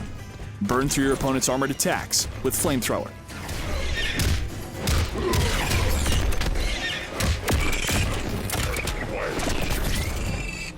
Weapons locked. Take control of the engagement with the Cyrax variation. Trap your opponent with Net, back forward X, followed by a mix of hover bombs and single strikes for an explosive combo. Shift your stage position with Shrapnel Port, down forward B plus right trigger. After opening up your opponent with Quick Buzz, fire a net and lay down a minefield of punishment with hover bombs.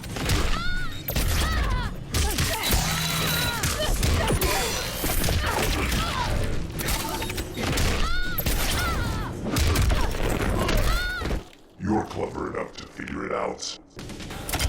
In the Cyber Sub-Zero variation, Triborg gains tools to augment his freezing abilities, increasing situational adaptability. After dropping a far ice bomb, down forward Y, push your enemy back with an air far dive kick and stay on the offensive. After opening with the Seek and Destroy mix-up and maximizing your combo, summon a drone, down down A, on knockdown. Up to 3 drones may be summoned and are used to buff a variety of combos and special attacks.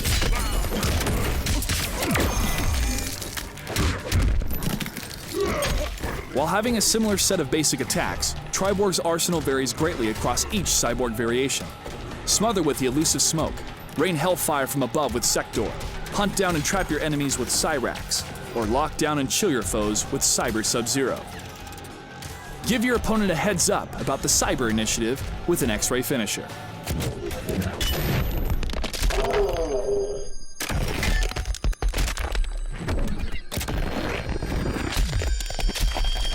And show your enemy that teamwork makes the dream work with your brutality.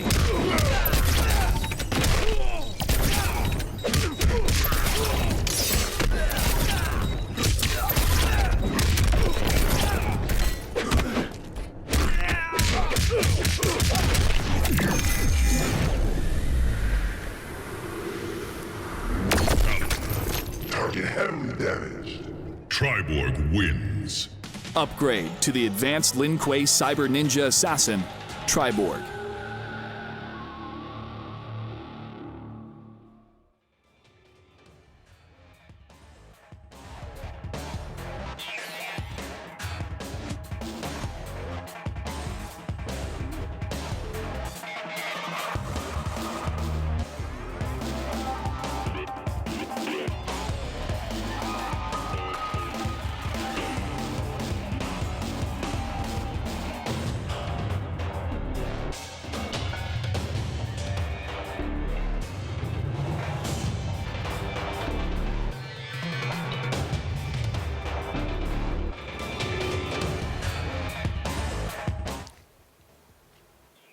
Once again, welcome back, ladies and gentlemen. We are Ketchup and Mustard, and we are seconds away from getting into our first semi-final of the night, which is going to be Irish Mantis versus Harry Nightmare from CIS. Now, let's get something out of the way first. For those that have just joined us, Harry Nightmare defeated Doc in the semi-finals, and Irish Mantis... That was quarterfinals. Yes. And Irish Madness had to take out Vladdy 7R, which was a Johnny Cage bearer. So already Irish Madness has kind of been able to kind of continue that streak of showing how dangerous he is in the Johnny Cage mirror. Now, Harry Nightmare in these button checks is using Jackie Briggs, but it'd be weird for him to change character now, seeing as he spent season 1 and 2 and all of 3 with Sonya. He's probably just having a mess around, really. For sure. But, I mean, this is something we saw a lot in Season 1 and 2.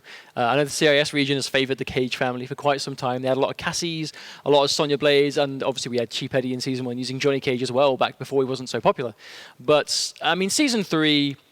If we see Sonya, it's Demolition. If we see Johnny Cage, it tends to be A-list. But then we have these couple of players in between that use different variations, which are still quite good. Like Cover Up Sonya Blade isn't quite as flashy and I guess, no pun intended, explosive as Demolition with the huge combo damage and really interesting looking setups and tech. But it's still good. It has the parry, it still has 50-50s, has the stance with more 50-50s. But then we've got Stunt Double, which is very unconventional Johnny Cage, but very effective. Now, so it's going to be the Cage family taking on each other. We're going to have Sonya versus Johnny Cage, and I believe that was a Demolition pick. Now, in the Challenger Cups for EU, Irish Madness, I believe, has lost to Ayase before.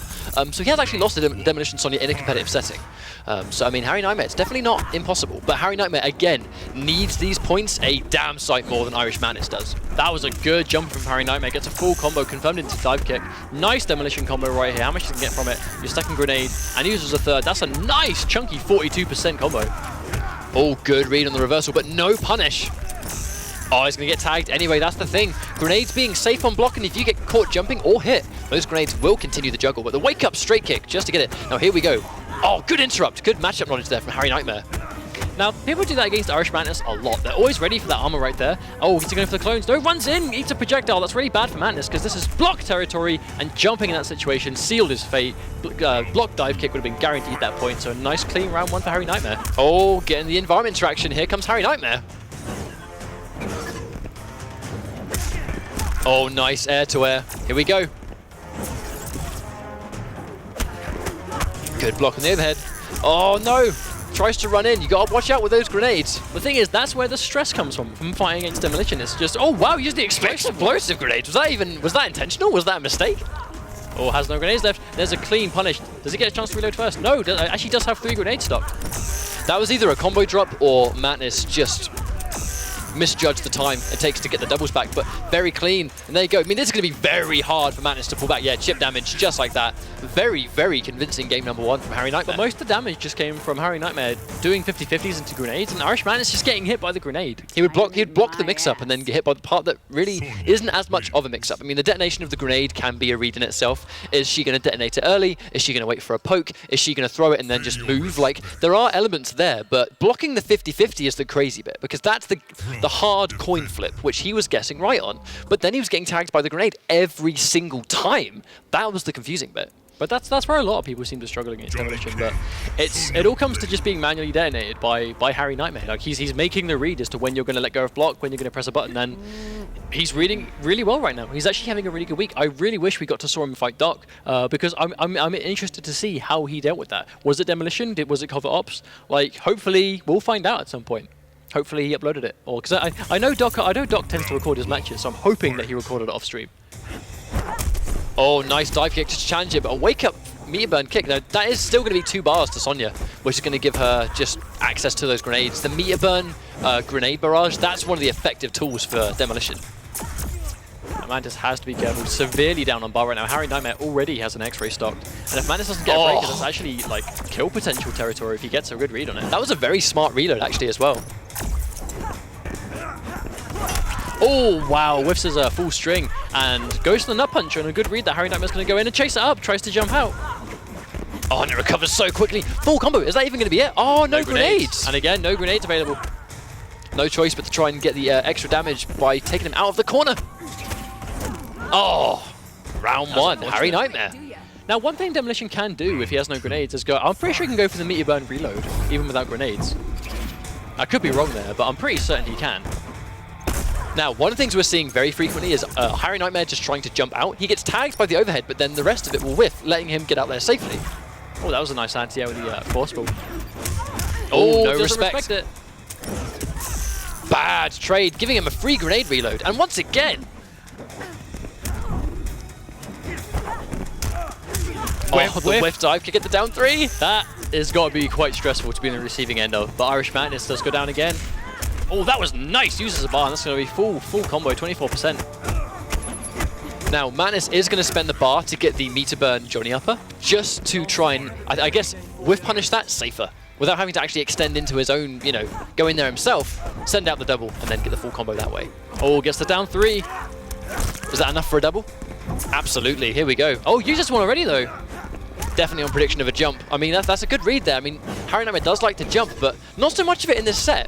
You're right as I say it. Maybe I should have said nothing. It makes me think that Irish Madness went for the 4-3 on prediction of the dive kick, but he just got hit by the dive kick, so I'm not even sure if that's just not a trade he can take. Oh, no. The X-ray is going to be off the cards, though, because... Oh, did spend the bar. Oh, good reversal. Oh, that's good air-to-air. Uses one of the clones. One reversal though and it's game over. One reversal and it's game over. Oh, tries to backdash. Has a break available. No stamina. Oh, hang on a minute. Oh my god. Wow. Instant jump kick. Red Johnny, hello. I mean, that would have been... That you can tell that was a last-minute, very stress-fueled decision from Irish Madness. Instant jump kick. You could tell he was worried about the leg grab, because obviously if he stayed on the ground, that would have done some damage to him. If he jumped too late, then the leg grab would have caught him again. So an instant kick, he probably thought, right, at the very least, this is going to trade. Can you imagine if we got a double KO in that situation, or a match extended, I should say? That would have been rather insane. That would have been rather insane. But Harry Nightmare going to go back for the demolition pick. I mean, I like seeing that now. I don't like seeing people going to go straight to a different character or straight to a different variation because... Well, it was close. It clearly wasn't the fault of the character. Exactly. And it was a very convincing game number 1 where it was Demolition. So clearly Demolition can get the job done. Harry Nightmare just has to... I don't even know. He was playing well. It just came down to a good read from Madness at the end. Well, he tried to backdash after the straight kick, and that's what got him. But, oh, Harry Nightmare keeps him out. And there's a nice anti-cross up down too. But once again, almost this entire set, Madness has been so drastically down on meter. Oh, that was a combo drop right there, but he's going to manage to get it anyway into a safe reload. Oh, the jailing into 50-50s. One of the strengths of Demolition right there. Goes to reload. Oh, tech rolls into straight kick. Unfortunately, doesn't get the punish. Harry Nightmare's definitely going to save the meter. Oh, actually, maybe not. Breaking right at the end. He seemed to wait for the doubles to be used before breaking, and I understand. Really smart move. Oh! risky situation. I mean, Red Johnny in there, I mean, that would hurt a lot. But I mean, Irish Madness, 2 bars Mia, if he can get Harry Nightmare in the corner, that's going to be hard to blockable town. Oh, instant NJP isn't going to get punished, but manages to get himself some doubles at least. Oh, nice trip guard, catching the overhead. Hang on, he's got bar. You know what that means? You know what that means? It's a hard to blockable town. Oh, it is indeed. Ouch. That was nice. I challenge anyone to block that. I honestly do. Good patience from Harry Nightmare not to bite the NGP. Gets himself some doubles. Nice jump though, chase it down. Madness has to break that. Oh, no punish. Oh, wow. Nice. He just uses his last double to get out of there. This is going to give him some time back to get some clones, or doubles up I should say. So in a nice situation, but Harry Nightmare really up on meter right now. Oh no, doesn't go in for it. That would have been some free damage as well because Harry Nightmare didn't have the stamina to break immediately. Oh no, again eating those grenades. He's blocking the overhead or the low, and then he's getting tagged by the grenade detonation. Oh, not quite sure way up to go for the uppercut. That seemed like 50-50. Yeah, that seemed like a panic maneuver. Now Harry Nightmare sitting on a full X-ray, 1 parry, and it's over. And that's it. Madness, I mean, he can't press buttons, and that's going to be it.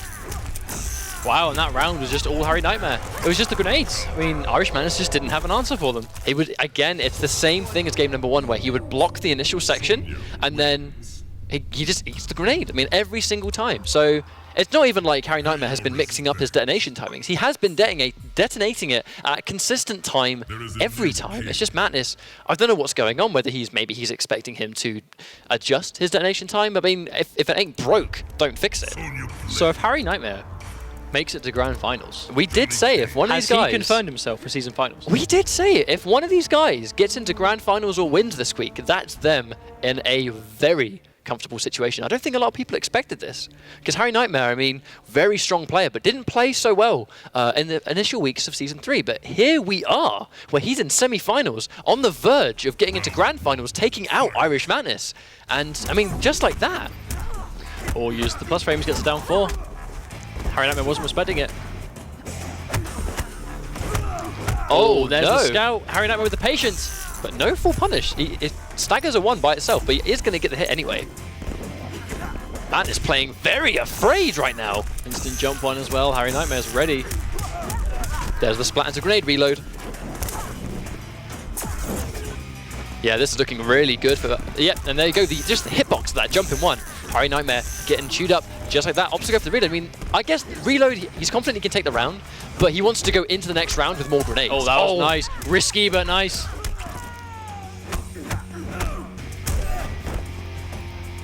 Yep, that delayed wake up was all it took. Match point to Harry Nightmare. Now, Irish Madness didn't go for the doubles there because I think 1 low poke would have lost him the round anyway. So that's what the overhead was for sure. Has to watch out though. There's a full punish forward 3, and maybe not so much, but forward 3, that punch did something. Oh, drops it again. Oh, and he tries to trip guard and eats a delayed dive kick. But that's the danger. If Sonya jumps at you, you have to worry about the dive kick at all times.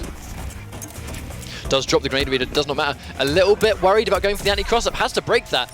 But there you go. And that's one of the strengths. I do believe Demo, a buff for Demo was just the breaker stamina change. I mean, that must have been one of the changes. I mean, getting that grenade to kind of establish that no pressure. Stamina to confirm off the uppercut. Irish Madness still catching 2 forward 3s, but I mean, it's still not over. Oh! A lot of jumps. A lot of very eager jumps. Gets an air to air Madness, not even going to give him the chance to do damage. That was a nice anti-air, but no stamina to confirm again. Nice shadow kick. Would have been punishable, but gets a good read. Oh, a jump back dive kick. This could be it. The combo's not going to do it, but the setup will. Here we go. Drops the combo. Oh, and he gets hit anyway. That could be everything. Irish Madness. Oh, there we go. Harry Nightmare 3-1 versus Irish Madness, making it to Grand Finals, bagging himself a minimum of 75 points. This could very well have just been the set that sends Harry Nightmare to America. He didn't have the chance. This is actually, a lot of people may not know this, but this is quite an upsetting story for Harry Nightmare, where Season 2, he was the #1 CIS seed. He was guaranteed to get sent, but unfortunately, due to transport problems, basically, the poor guy was unable to enter the Season 2 finals. He should have been there. After a lot of trying, as far as I'm aware, Harry Nightmare like tirelessly just tried and tried and tried to gain access to be able to do the long flight from Russia to LA for the season finals. That's not a short trip. I mean, unfortunately for him, after all of his attempts, it fell short and he just wasn't able to do it. But he may have been able to make up for it this season by actually making it this time. And I mean, I assume he's sorted it out before now. Surely, you'd hope. I hope history doesn't repeat itself. That would suck. There's no getting around it. However, he manages to make himself at least second place today, bagged himself $300 at least, and at least 75 points. He was already one of those 8 players in that sort of like hazy bracket to maybe getting one of those 3 spots. And with that minimum 75 and the fact that all of his competition that he needed to lose this week has lost, that's great for him. He is actually in a seriously good contending spot right now for finals. I mean, I'm happy for him in that regard, because I mean he should have been at the Season 2 finals. It sucks so hard that he couldn't make it, and especially after being so successful in Season 2 as well. Like, he was always there, he was winning, he was in top 8 week after week after week, and just at the last minute he couldn't do it. But here we are, Season 3, new netcode, new batch of players on the PlayStation 4, more entrants than we've ever had, and he is still here. Now, it was just a big part of this set definitely came down to Irish Mantis just eating unnecessary grenades. You know, grenades he really shouldn't have got hit by. I mean, even the final play came down to him trying to meter burn Nut Punch when there was a grenade on him. Like, that was only ever going to connect with him. And unfortunately, it just seems like Demo Sonya is one of Irish Mantis' demons, because he's lost to Demo Sonya in the Challenger Cup, he's lost to Demo Sonya in the Pro League. Like, this is not the first time he's lost to this character, but to not take away props, I mean, right there, not to take away props from Nightmare, Harry Nightmare played extremely well, and he is definitely deserving of this grand final spot. But I mean, it really needs to be said, though. Irish Mantis has confirmed himself for the finals, which is great, but now Harry Nightmare might be there, and Scar is going to be there. Ooh. You know that there is going to be the best Demo Sonya players around at Season 3 finals. Like, Scar has earned that right. Really. Oh no, Scar is the best Demo Sonya, I think. Results don't lie. It's consistent results. He won Texas Showdown in Season 2, second place, and he's secured himself a spot in Season 3 finals very, very convincingly. So the fact that he's going to be there means that Irish Mantis has to be ready for that matchup. He has to study this is clearly his Achilles heel. Now, how can we forget Saccron and Madzin? These guys giving us such an amazing set every time. And this is, I mean, now, what? Is this going to be a repeat of last time? Is it going to be Blood God and Katana again? Is Saccron going to get this run back? Or is Madzin going to surprise us with a different pick? For those of you watching at home for just a second, these guys, Madzin and Saccron, last week gave us quite possibly the closest set I think you can physically have in competitive Mortal Kombat X. So they have big shoes to fill if they want to give us a set just as good. But, I mean, they're both confirmed for finals. And he's gone for Sub-Zero. Okay, Grandmaster, hit his cursor again. Saccron went for Assassin. In this situation, maybe Royal Storm would have been a better pick, but Saccron preemptively goes for Assassin, while Madzin's hit his cursor. Now, I think sort of historically this matchup is a lot harder for Sub-Zero than it is for Blood God, because Blood God basically does not need to care about the fact that he's getting zoned out. So basically it's an interesting case where in the neutral, Grandmaster, I mean, Katana doesn't really have to care too much about the clone, with the exception of when she gets put in the corner. So she has these full screen neutral tools just like that. I mean, she sees a clone from full screen, bam, what clone, who cares? However, when she gets put in the corner, it's almost like the Melina matchup, where mid-screen, they have good answers for Grandmaster, but in the corner, their answers for Grandmaster are incredibly limited. That's a quick hit confirm, 1, 2, 3 slide.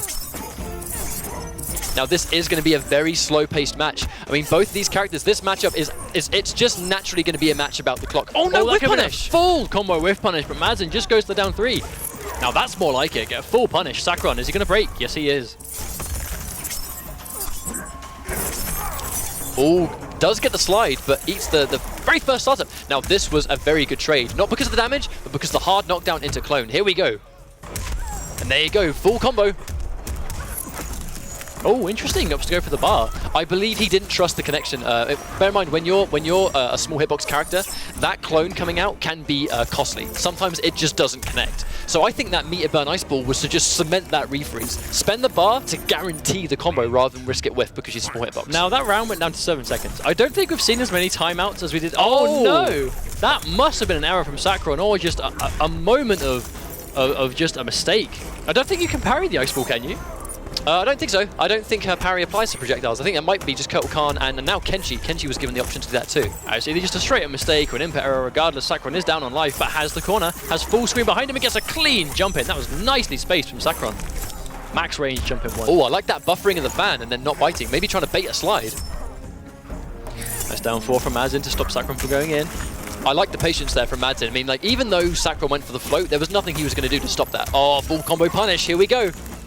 Now that's just Saccron, like, basically desperately showing, I need to get out of this corner. I need to get out of this corner right now, because if he doesn't, he's in a situation, manages to cleanly get out. Good stuff. Nice read on the interactable. Madsen again use it just to keep Sakuran in the corner himself. And a wonderful slide just to finish things off. 1-0 to Now, Madsen. one thing I really like about watching Sakuran and Madsen play is their stage awareness. I mean, they are always ready for using the right interactable at the right time. I mean, let's not forget, yeah, if you're a competitive Mortal Kombat player, you've got to learn the stages. You've got to learn what interactables can help you.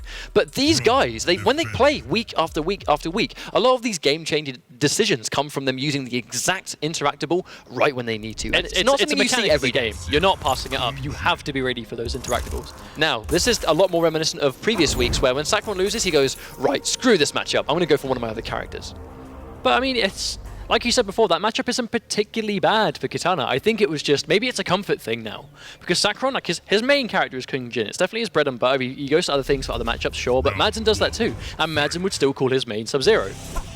And Sakuran, I'm sure, is much the same, just with Kung Jin instead. Well, look, with the amount of...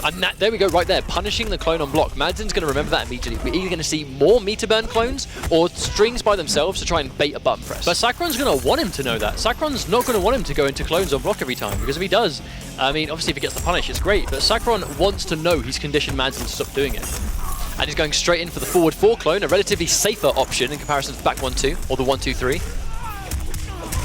There's the knockdown into clone, here we go, this is that Grandmaster play. Oh, wow. Nice conversion. I love being ready for the meter burn because the thing is, it's a really smart choice. You're not necessarily going to be ready for the 2 because if there's no clone there, I think conventionally, what's he going to get off it? But if you're ready to confirm meter burn shatter, you're still going to get a full combo. No clone required.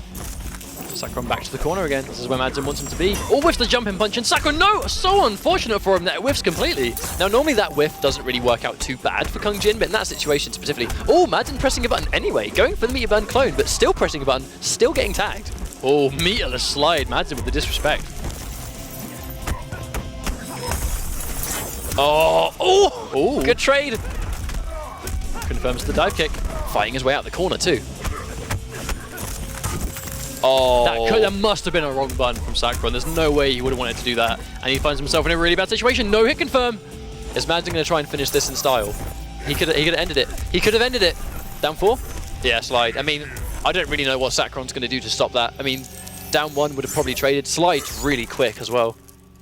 Madsen, this is a... relentless Madsen. That's what he's being right now. He is completely relentless. He just wants to go in, enforce his game, get the opponent to the corner as fast as possible, and unfortunately Sakuran just doesn't have the answer for it right now. But sometimes when you see Sub-Zero players play Grandmaster, you conventionally see a very kind of defensive style of play, and they'll kind of work you into the corner, you know, by maybe they're going to back off and you kind of move into that screen space, or they kind of play on the clone and that one freeze will get a combo that corner carries. When Madsen plays Sub-Zero, he will bully you into the corner. If you're playing against his Sub-Zero, he's kind of refined the style of, if I'm Sub-Zero, I am putting you in the corner. I don't care if you know that. Like, it's a very aggressive style of play. But for a matchup like this, and a game like MKX, it's very, very effective.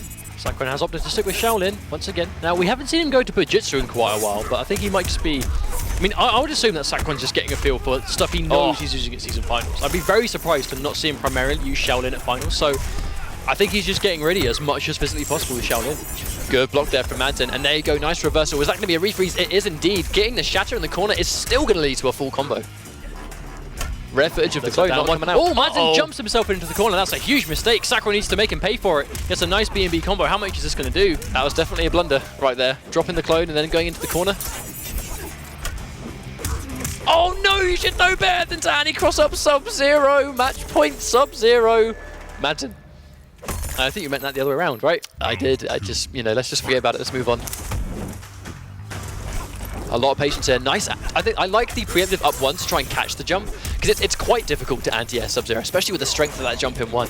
I'd say it's infamously one of the hardest jump in normals to beat in the game is Sub-Zero's jump 1, but... Oh, nice air to air. I mean, Kung Jin does have amazing anti-air options, and I don't really blame Sakuran for trying to go to them. It's just in these clutch situations, you have to weigh out the options. Oh, and he tried again. I mean, that's it, like, you have to weigh out your options. If I get hit by this, I'm probably still going to have a life lead, but I'm cornered. If it hits him, I'm further cementing my life lead on him. Oh, full punish? Well, it is, to be fair, it's Shaolin without meter. It's not necessarily going to be a full combo punish. Does drop the kick, though. Okay. Nice read from Sakuran. Back 1. He read Madsen's full screen wake-up slide, and just like that, preemptively, just poked him out of it.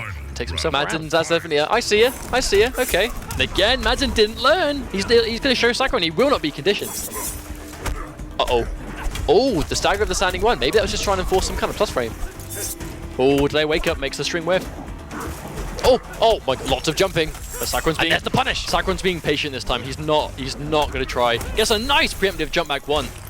Sakron's he's definitely playing a lot better in this game, for sure. Oh, He's cornered as well. And he just used his bar. He hasn't got a breaker. This could be a full death sequence if he doesn't get out. Now, I think Sakron just as aware as we were to not commit to the rest of that string. Oh, Corners himself in the corner. He gets a clone out. And there's the read, the armored up kick. That was a weird match. Madden was in full control, and then Sakron just became hard to hit. Just really well played.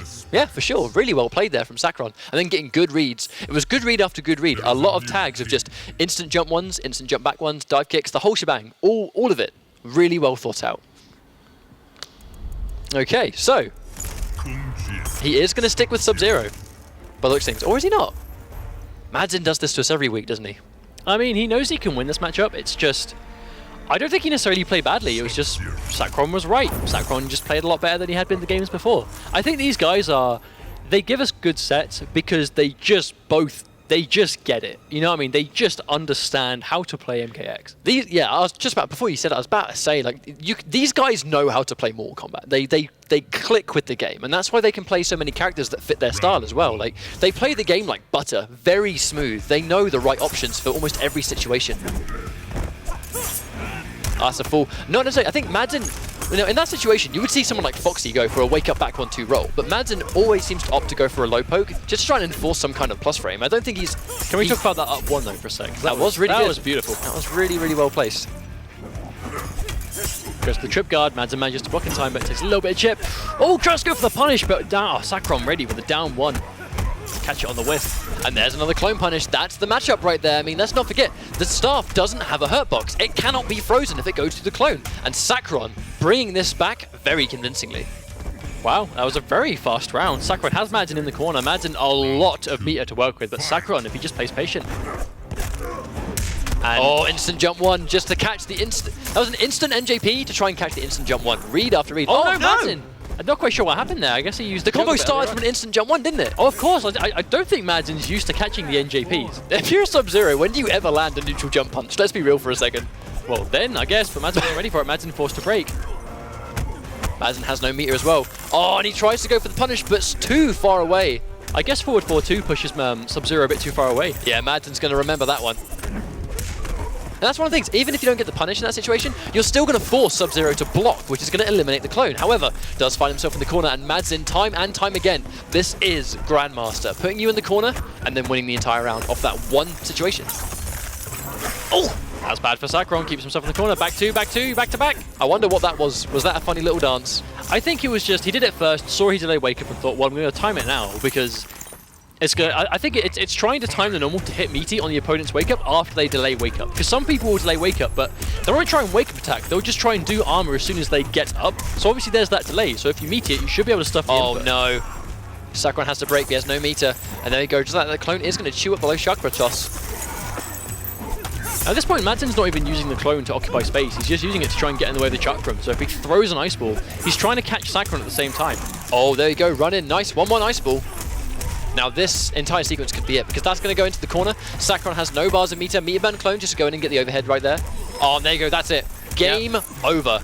Madsen's going to move on. Sakron's going to get a really respectable placing once again, but unfortunately is once again going to fall to Madsen. So Madsen, you could definitely say that Madsen has Sakron's number. I mean, it's not easy. Sakron never makes it easy for him. We skip fatalities. I'm not happy about that. Well, I mean, we heard some kind of mist. Was it Brotherhood of Shadow? We're gonna have to guess what faction kill it was. How about that? Oh, I don't know. I mean, it would have been the Portal one. I think. Regardless, 3-1, I believe that set was by the end. 3-1, yeah. And now the thing is, that's it. Sakron doesn't make it easy for Madsen, but Madsen does always win the set. It's almost like Tekken Master. Yeah, the Tekken Master situation where Madsen and Tekken Master have amazing sets, and then just like that, historically, Madsen and Tekken Master have been giving us some crazy games. They have, especially through the MKXL Cup. But I believe we'll see them all in DreamHack at the XL Cup Finals. Very excited for that. But I mean, Sakron and Madsen always giving us a good set. And if these guys clash at the Season 3 Finals, I expect nothing less than a really good set once again. I mean, it's going to be really good. Now, I think one thing that might be quite unfortunate for Sakron here is Madsen has shown that his Sub-Zero is, well, A, incredible, but B,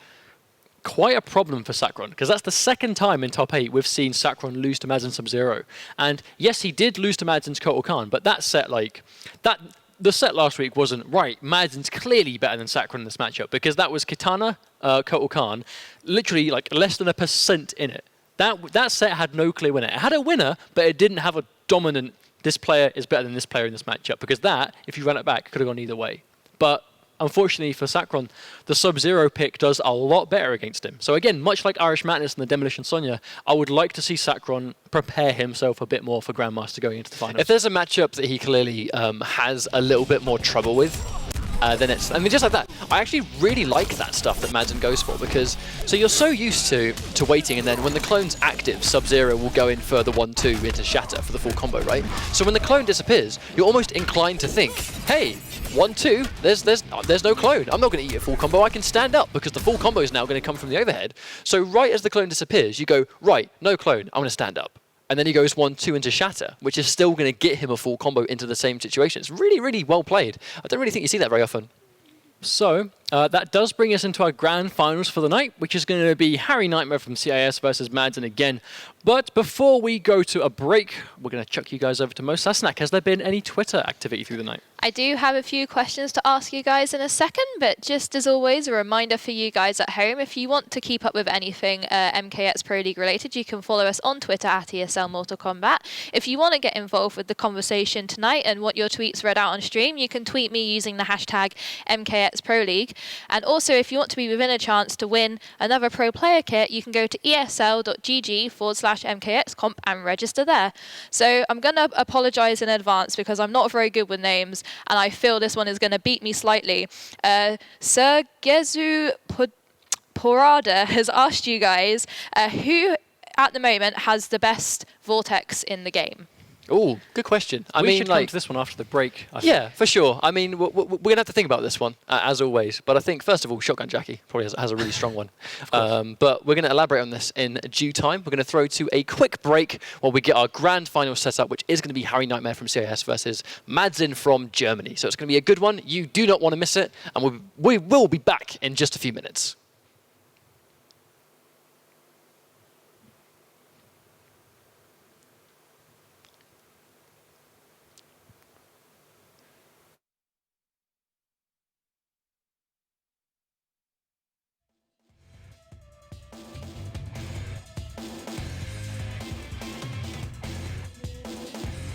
Peggy 18. The time has come. To face you in Mortal Kombat? To teach you respect. Liu Kang, the champion of Earthrealm. Orphaned at a young age, Liu Kang was raised by Shaolin monks who trained him in the ways of the spiritual warrior. Having defeated Shang Tsung and Shao Kahn in Mortal Kombat, Liu Kang is ready for any fight with Fists of Fury and Dragon's Fire.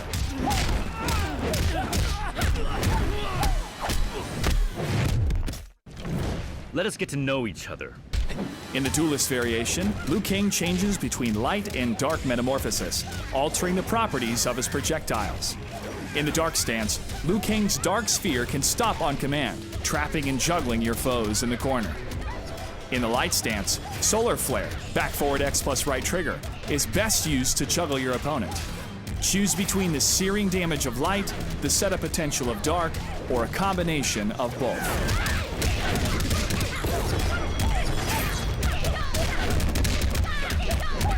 I'm simply too fast. I will show you hell. Liu Kang ignites the fury of the Shaolin in the Flame Fist variation. Use Shaolin Inferno, down X plus right trigger, to quickly buff Liu Kang's punching attacks and extend combos. His new enhanced special attack, Windmill Flurry, is a great armored launcher that can be cancelled into another special. The potential chip damage of Flame Fist punishes any foes who choose to block. Use Liu Kang's mobility and quick normal attacks to punish those that choose to flee or attempt reversals.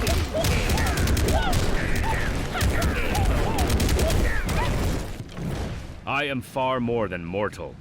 The Dragon's Fire variation encaptures the Liu Kang legacy with high pressure play and ferocious fireballs. Liu Kang's Dragon Fire can be dash cancelled to extend combos and push your enemy to the corner. Keep up the corner pressure with Liu Kang's fast normal attacks and Dragon Fire cancels. Keep in mind your opponent will attempt to escape the pressure. Change the tempo of your offense to capitalize on your opponent's mistakes.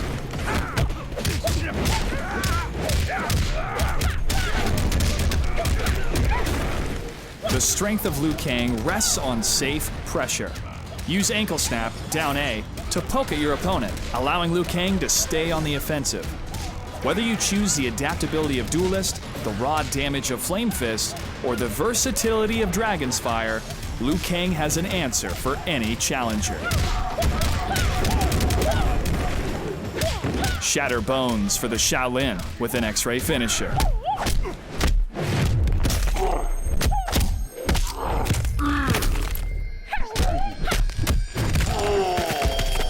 And go from Enter the Dragon to Release the Kraken with a brutality. Think again. Liu Kang wins. Lead the charge with Earthrealm's defender, Liu Kang.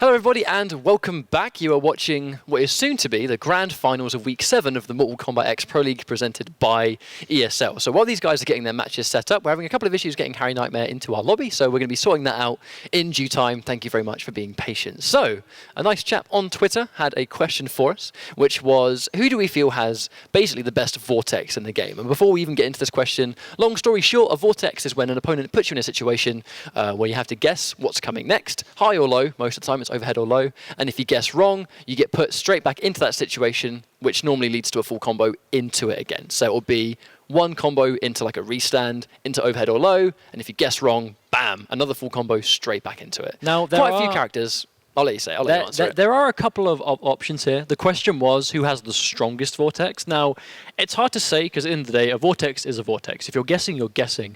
So a lot of characters, say a lot, a number of the characters have this option, but if you're going to what the best is, Summoner Quan Chi still has a strong one. Not as good as it used to be, but still good. Imposter Shinnok, still very strong with the Mimicry because he can get that off of anything, especially if he steals a move that you can use with his damage increase. So that's dangerous, that's powerful. And as you said, Shotgun Jackie. So it's a bit of a toss-up, but I would personally argue that Imposter Shinnok, Summoner Quan, still very powerful, and Jackie are probably the three that come straight to mind, but that doesn't necessarily mean, my word isn't gospel, I could be wrong, but that's just my general output. Well, I'm still a big fan of the Summoner Quan Chi mix-up because, I mean, I wasn't a fan of it before because I personally felt like it was too strong because it didn't cost any resources, right? So when you spent the resource to make it safe, it was to also be plus on block, which I felt was a little bit too strong, personally.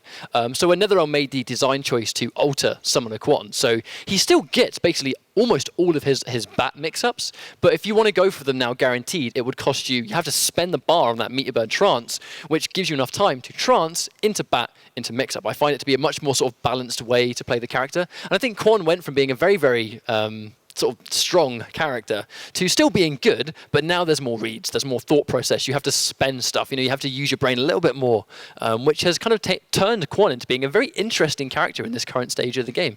So while we wait to see if we can get Harry Nightmare into this lobby, because obviously it's grand finals, we want to see it. I know you guys and he needs these points. He needs these points. This is a super important set to him, so we're going to do everything we can to get it going He's as in the soon as lobby. possible. How about that? While we wait for him to get ready, do we have any questions for our last couple minutes before we get going? We do have another question lined up for you. Alexander Martin has tweeted in asking who would be better variation of Sub-Zero against people like Devora and Takeda, Cryomancer, Unbreakable, or Grandmaster?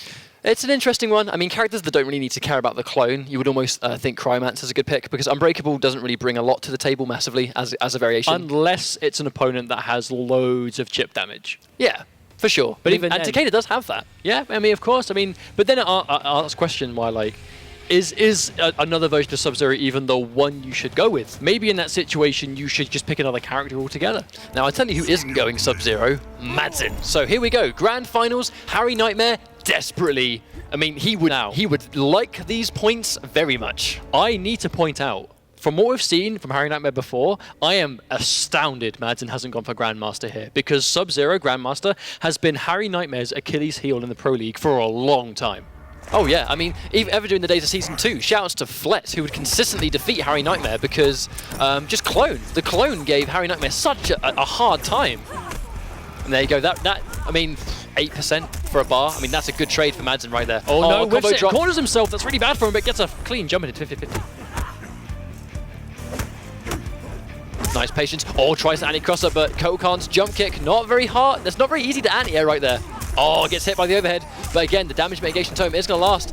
Was that an attempt to try and combo into reload? Or was that just trying to go for a safe reload? I think he was just trying to get some grenades out safely, but oh, gets 50-50 again. Nice, respectable damage into Splat. I think Harry Nightmare's not going to try and overcomplicate his combos. He just wants to go for as much guaranteed stuff as possible. And there we go, Madsen is going to save that bar. Round 1 does go to Harry Nightmare. Now, I am very curious as to why Madsen's opted to go straight for Blood God here, because I can't really pinpoint in my mind why this would be his first pick. I can understand why he'd go to it, perhaps, but going with it first, I don't know. It seems like a bit of a risk to me. We've said it. We've actually asked the same question before, and Madsen has pulled it through. I mean, I think there really is an element of comfort. Sometimes he'll probably he'll just want to use Blood God in a matchup. That was a wonderful jump back as well from Madsen. And I like that conversion he goes for now, because the back 3-2 has a fair amount of kind of like splat on it up close. Now, that's bad for Harry Nightmare, because that damage totem is that I'm pretty sure it affects the Sunray. I don't know, but if it does, that's like a big situation to be in. Big boot right there, right in the face. Oh, uses a bar, gets himself some health back. Harry Nightmare can't go in. Oh, I like this use of the raw leg grab just to get him out of the sun. So that did cost Madsen a bar. That's really good for Harry Nightmare. Has no grenade though. He's going to go for a safe reload. I think he's going to get it. I don't see what Kotokan can do to stop it. Ow! As I say that, meat about pizza. Give me the pizza. Hey, you're going to get it. Pepperoni. And that's going to take round 2. Ooh, that could have been a clean punish, but Madsen ever so slightly too late. Oh, nice punish though. Oh, no full combo. I wonder if that could have been a grenade for sure. There's another reload. And now, realistically, I see that being a safe reload against Kotokan, especially in Blood God. Oh, good conversion. But I mean, these conversions, they're not going to do damage. It's all about going to be the splat into safe reload into the next mix-up. Oh, nice, good wake-up attack though. One of the reasons Madsen does opt to go for the Jinsei chain by giving him that corner wake-up he doesn't have on other stages, and especially as Blood God. No, I really like how Harry Nightmare keeps doing that. He opts to go straight for the leg grab just to get Madsen out of the Sunray. That's the second time he's done that this game. Wake up throw, Harry Nightmare with a tech. But I mean, that's the main thing that wins Madsen and gives him a lot of comebacks. It is that, oh, hang on! Madsen doesn't bite. This could be bad. Harry Nightmare just threw away all 3 bars of meter. Speaking of using meter, I mean, nice throw tech, crucial throw tech, straight back into the corner. That's going to be a free totem. Here we go. I mean, Madsen just could pull this one back just because of that one X-ray. Oh, he wants to kill him. He wants Harry Nightmare dead. Oh, the Saga, that's it. Bam. Wow, and Madsen takes out all that health. Harry Nightmare seals his own grave just by going for an X-ray whiff. But that's I mean, what would you call that? Is that like the treadmill? Is that the conveyor belt? Well, because he's in the corner, he's not moving. He's trying to burn off them calories in preparation for LA. I mean, well, he will no doubt eat very dreadful food that is absolutely bad for him. It's not that bad. I quite like it. It's bad for you, but it's not dreadful. I have never seen someone put food away like Madsen. That guy's a powerlifter, for those that don't know, and he eats food unlike anything. I have never seen a man eat so much food in one go. And Evo was live quite an and experience live with to that tell. guy. Oh, and in Vegas Heat as well. I don't know how he did it. Oh, I mean, Sonya Blade. yeah, me neither. I didn't know it was physically possible. But he manages to make another big comeback in game 1. I mean, that was looking pretty bleak for him, but All that is all about that X-ray. If the X-ray worked, Harry Nightmare would have won. you live by the sword, you die by the sword. And unfortunately, he died by the sword. Oh yeah, for sure. He spent all 3 bars. It didn't connect. Madden, I mean, just had him in the corner, and that's it. And because he had no bar, he had nothing to challenge the plus frames of the pizza. What? Oh, unfortunately, a little bit of a... Where'd the ray go? Did he put it behind Harry Nightmare as he ran, so we just didn't see it? Oh, I don't know. Maybe he got hit right as it came out, so it didn't come out at all. Oh, nice conversion, Harry Nightmare. I mean, he's going to have to hit him so many times. I mean, he's going to get the splat, but then when Madden gets that free space, he's always... And I like the grab, actually, because that's going to be slightly quicker. And if he's going to try and go for the reload and it's not ready, and here we go, nice, throwing him full screen, that Sunray's going to give him loads of health. That little Oh, gets hit by the 50-50, though. He's going to pretty much lose all the health he got back and then some. That's unfortunate for him. Is that another reload? Madden opts to go for a wake-up grab, but Harry Nightmare does crouch it. Other wake-up grab attempts to actually try and get Harry Nightmare to press a button rather than go for a 50-50 option. That's what we have to wonder. Oh, clean punish on the dive kick. Harry Nightmare forced to break, keeps himself with the corner positioning. Oh no! That's a full punish right there. That jumping one's going to catch it all day. And just like that, nice splat. One more combo from Madden is going to take this. Harry Nightmare's very close to a breaker. Could have been the round. And that is going to be the round for sure. Puts him in the corner as well. Well placed. Just caught by the little edge of that little toe kick, and that is going to be the round. Oh, and he's going to get the overhead. Nice jail. And that's going to juggle. But because I think it's because Harry Nightmare committed to that string a little bit. There's a lot of recovery on that. Looks things. Full combo. Here we go. That's one of the downsides of Demo Sonya, though, is that if she has no grenade and she catches certain strings, there really is nothing she can use to convert damage. Now that is a punish from Harry Nightmare. That string is not safe. Oh, that's a full punish. No, maybe not. No full combo, though, from Madden. Oh, jumping straight on that grenade. This next combo could be it. Oh. That's bad for Harry Nightmare. If he gets hit by one combo, he could. No, but that's going to be it. Harry Nightmare is going to take game number 2. Madden. I mean, that's it. We say this quite a lot, though, because it never stops really being true. But if you're playing Blood God, you do it for the totems. Now, your totem placement is key, and you have to micromanage which one to go for all the time. Now, the safe one is the damage mitigation, and we see Madden go for that quite often. But in these situations where he's down on life, he can either go for the safe damage mitigation totem to make it harder for him to lose more health and lose a round, or he can be a bit greedy and go for the damage buff totem.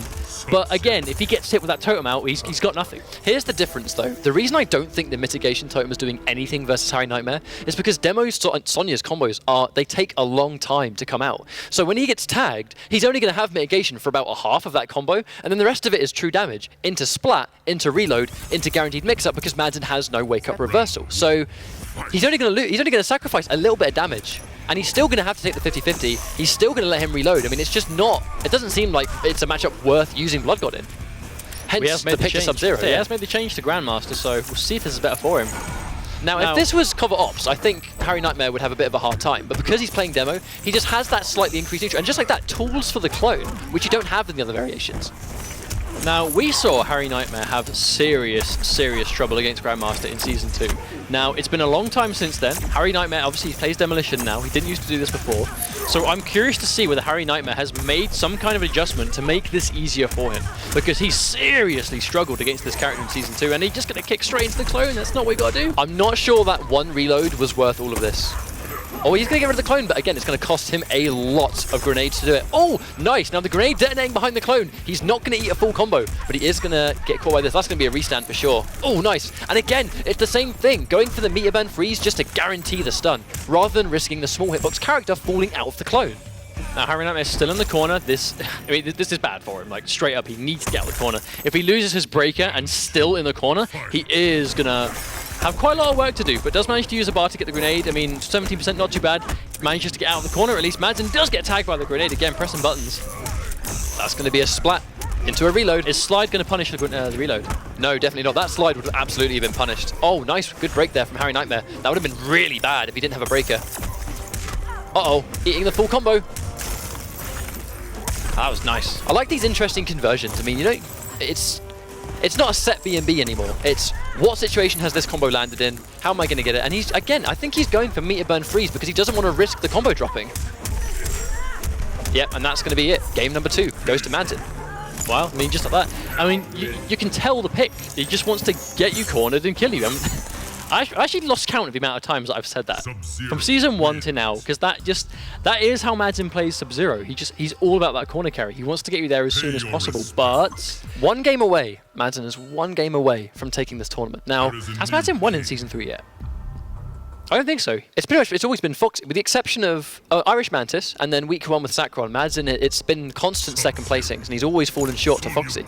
So, I mean, if he's 1 game away from taking his first season 3 win. Now, Harry Nightmare, by getting into Grand Finals, has put himself in a very good situation for points. So if he loses today, I don't think he's going to be too disappointed. However, I mean, that extra final push of 25 points, getting that 100 points in a week, that's going to be all he needs to go to America to play for that 200k. Well, the 100 points is going to near enough guarantee him 75. If he gets taken over next week by like 5 or 10 points, and he knows that this win would have made the difference for him, that's going to suck.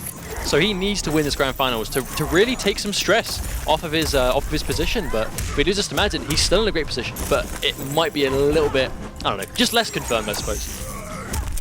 So he has got Madsen in the corner, but to be honest, playing a corner game against Sub-Zero is always going to be a risky maneuver. I mean, like, even if you have a really strong corner game, the second he reverses it, if he catches you that 1 time, that is going to be a jump over into freeze, into full combo, into corner close. But so, what do you do? Like, I would say, so take it out of the corner. If your corner pressure isn't as good as his, take the match just... Oh, that break! I'm not sure I agree with it at all. That was definitely not a good break. I mean, he could win. But what do you do, right? Like, you take the match out of the corner, and he touches you once and then has that 50% screen corner carry and puts you straight back into it again. So tournament point for Madsen. This could be the start. I mean, like, oh, it's bleak. Harry Nightmare's got no meter. Madsen sitting on 3 bars. He's grabbed him into the clone. I mean, this could even be the beginning of a flawless. Oh, gets hit by the low. Oh no, that's going to be big damage. Spending a bar just to get the guaranteed refreeze again. Oh, that's a good tech. That was almost going to be one of those sort of patented Madsen setups. Trying to jump out of the corner. Oh, and that's that game. He's got a bar. He can. No, can't do the refreeze because it's already frozen. This is death if he gets it. Uh-oh. Wow. That's a flawless. That, my friends, is a flawless victory. Madsen taking out Harry Nightmare, winning his first ESL Season 3 Pro League weekly tournament. So he's already going to America. These points are only ever going to sort of further cement his seeding. But I think the real person that can take away from today with a real feeling of success is going to be Harry Nightmare. Those extra 50 points, juicy going into the final week. But I mean, it's a funny circumstance that we've got second place winning the most today. And yeah, for sure. That is the way it is. Harry Nightmare got himself a ton of points, started off with 25, kind of in the lower bracket of kind of confirmed, Not maybe anymore. in the bracket for it, bags himself 75, puts himself in a really good position. And when we see the updated points, we're going to be able to find out exactly how far he's come. So I've looked at today's bracket, and you sort of have a reiteration of how the matches have gone. So Harry Nightmare took out Doc 3-1. This is all about Harry Nightmare's path. It's a lot of 3-1s for Harry Nightmare. So look, Harry Nightmare took out Doc in the first set of this tournament. And let's not forget, Doc was the guy that took out Foxy this week. This was the first time Foxy has entered an ESL tournament and has not made top 8. And that was because of Doc. 3-2 last round. Fantastic set. Harry Nightmare, 3-1. Clean. Going into the semi-finals, 3-1. Clean against Irish Mantis. These 2 sets are probably the most important sets in his life so far. Without a doubt, and he bags himself a lot of points. Really good situation to making the finals, but it's all going to boil down to that week 8. This Sunday, the best players from Europe will enter this top 8. Wow. I mean, it's gone by so quickly. Yeah, here we are. I mean, this week, this Sunday, I mean, whether players are going to America might even be, not even on Wednesday, it might even be decided on Sunday. It's going to make or break. I mean, 8 weeks of trying, 2 months. You guys have been with us since day 1. Season 1, Season 2, Season 3 is no different. We are 1 day away from finding out potentially who is going to be your top 7 qualifiers. But let's not forget, this is just our end. In a few hours, you guys are going to have the North American Pro League, where there is just as much on the line for these players. I mean, it's the same. It's the same thing. A group of players having the same amount of points this week. And for those that, you know, this might even be some players' last ESL, their final chance. Of course. And I'm happy that at least for EU, we've had this down to the wire, like tooth and nail. It's the way to go. At the very end. It's the way to go. It's exciting, right? Like, yeah, not knowing who's going to win until the end of it. Maybe even Grand Finals next week could be the decider. Who knows?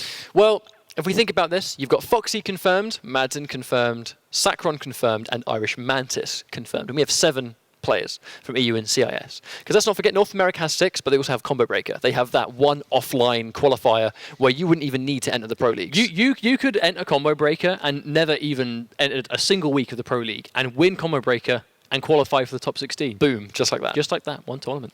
Okay, so I believe before we wrap this up, we're going to throw over to social and see if Twitter has anything to say about that Grand Finals. And then I believe we're almost good to wrap this up. So what's going on, Sassenach? Yep, just a couple of tweets before I sign off. G has tweeted in saying this is the first time he's finally been able to catch the MKX Pro League live, and he's so happy about it. I hope you haven't been disappointed tonight, my friend. There's been some wonderful sets happening. And another name, Mano Shkuka, has said when you've got goosebumps from watching Madsen play, he certainly is something to watch. He is a beast. I also have a winner statement here from Madsen. Just waiting for it to load. He says, Ed, please, noob Cybot. Also, thanks to all my fans, you guys are the best. So some lovely words there from Madsen. So just a quick reminder for you guys at home, you can follow us at ESL Mortal Kombat for anything Pro League related. You can also enter the competition for the Pro Player Pack at esl.gg/MKXComp. And I'm just going to try and cause a little bit of excitement now. You guys thought that week 1's prize was amazing. You are going to love next week's prize. Just a little bit. Just a little bit. We'll talk about that another time. I don't think we need to talk about that now, right? I like to talk about Madsen's winner statement. He gets one winner statement this season and he uses it to ask for noob Cybot. What a surprise. I mean, if there's one way to get Mr. Ed's attention, it's by winning a Pro League Weekly. So that's definitely one way to go about it. That's it from us, guys. Thank you very much for watching. I am Ketchup. And I've been Mustard. And you've been watching Week 7 of the Mortal Kombat X Pro League presented by ESL. We have North America in a few hours. Don't go anywhere. Mortal Kombat will still continue.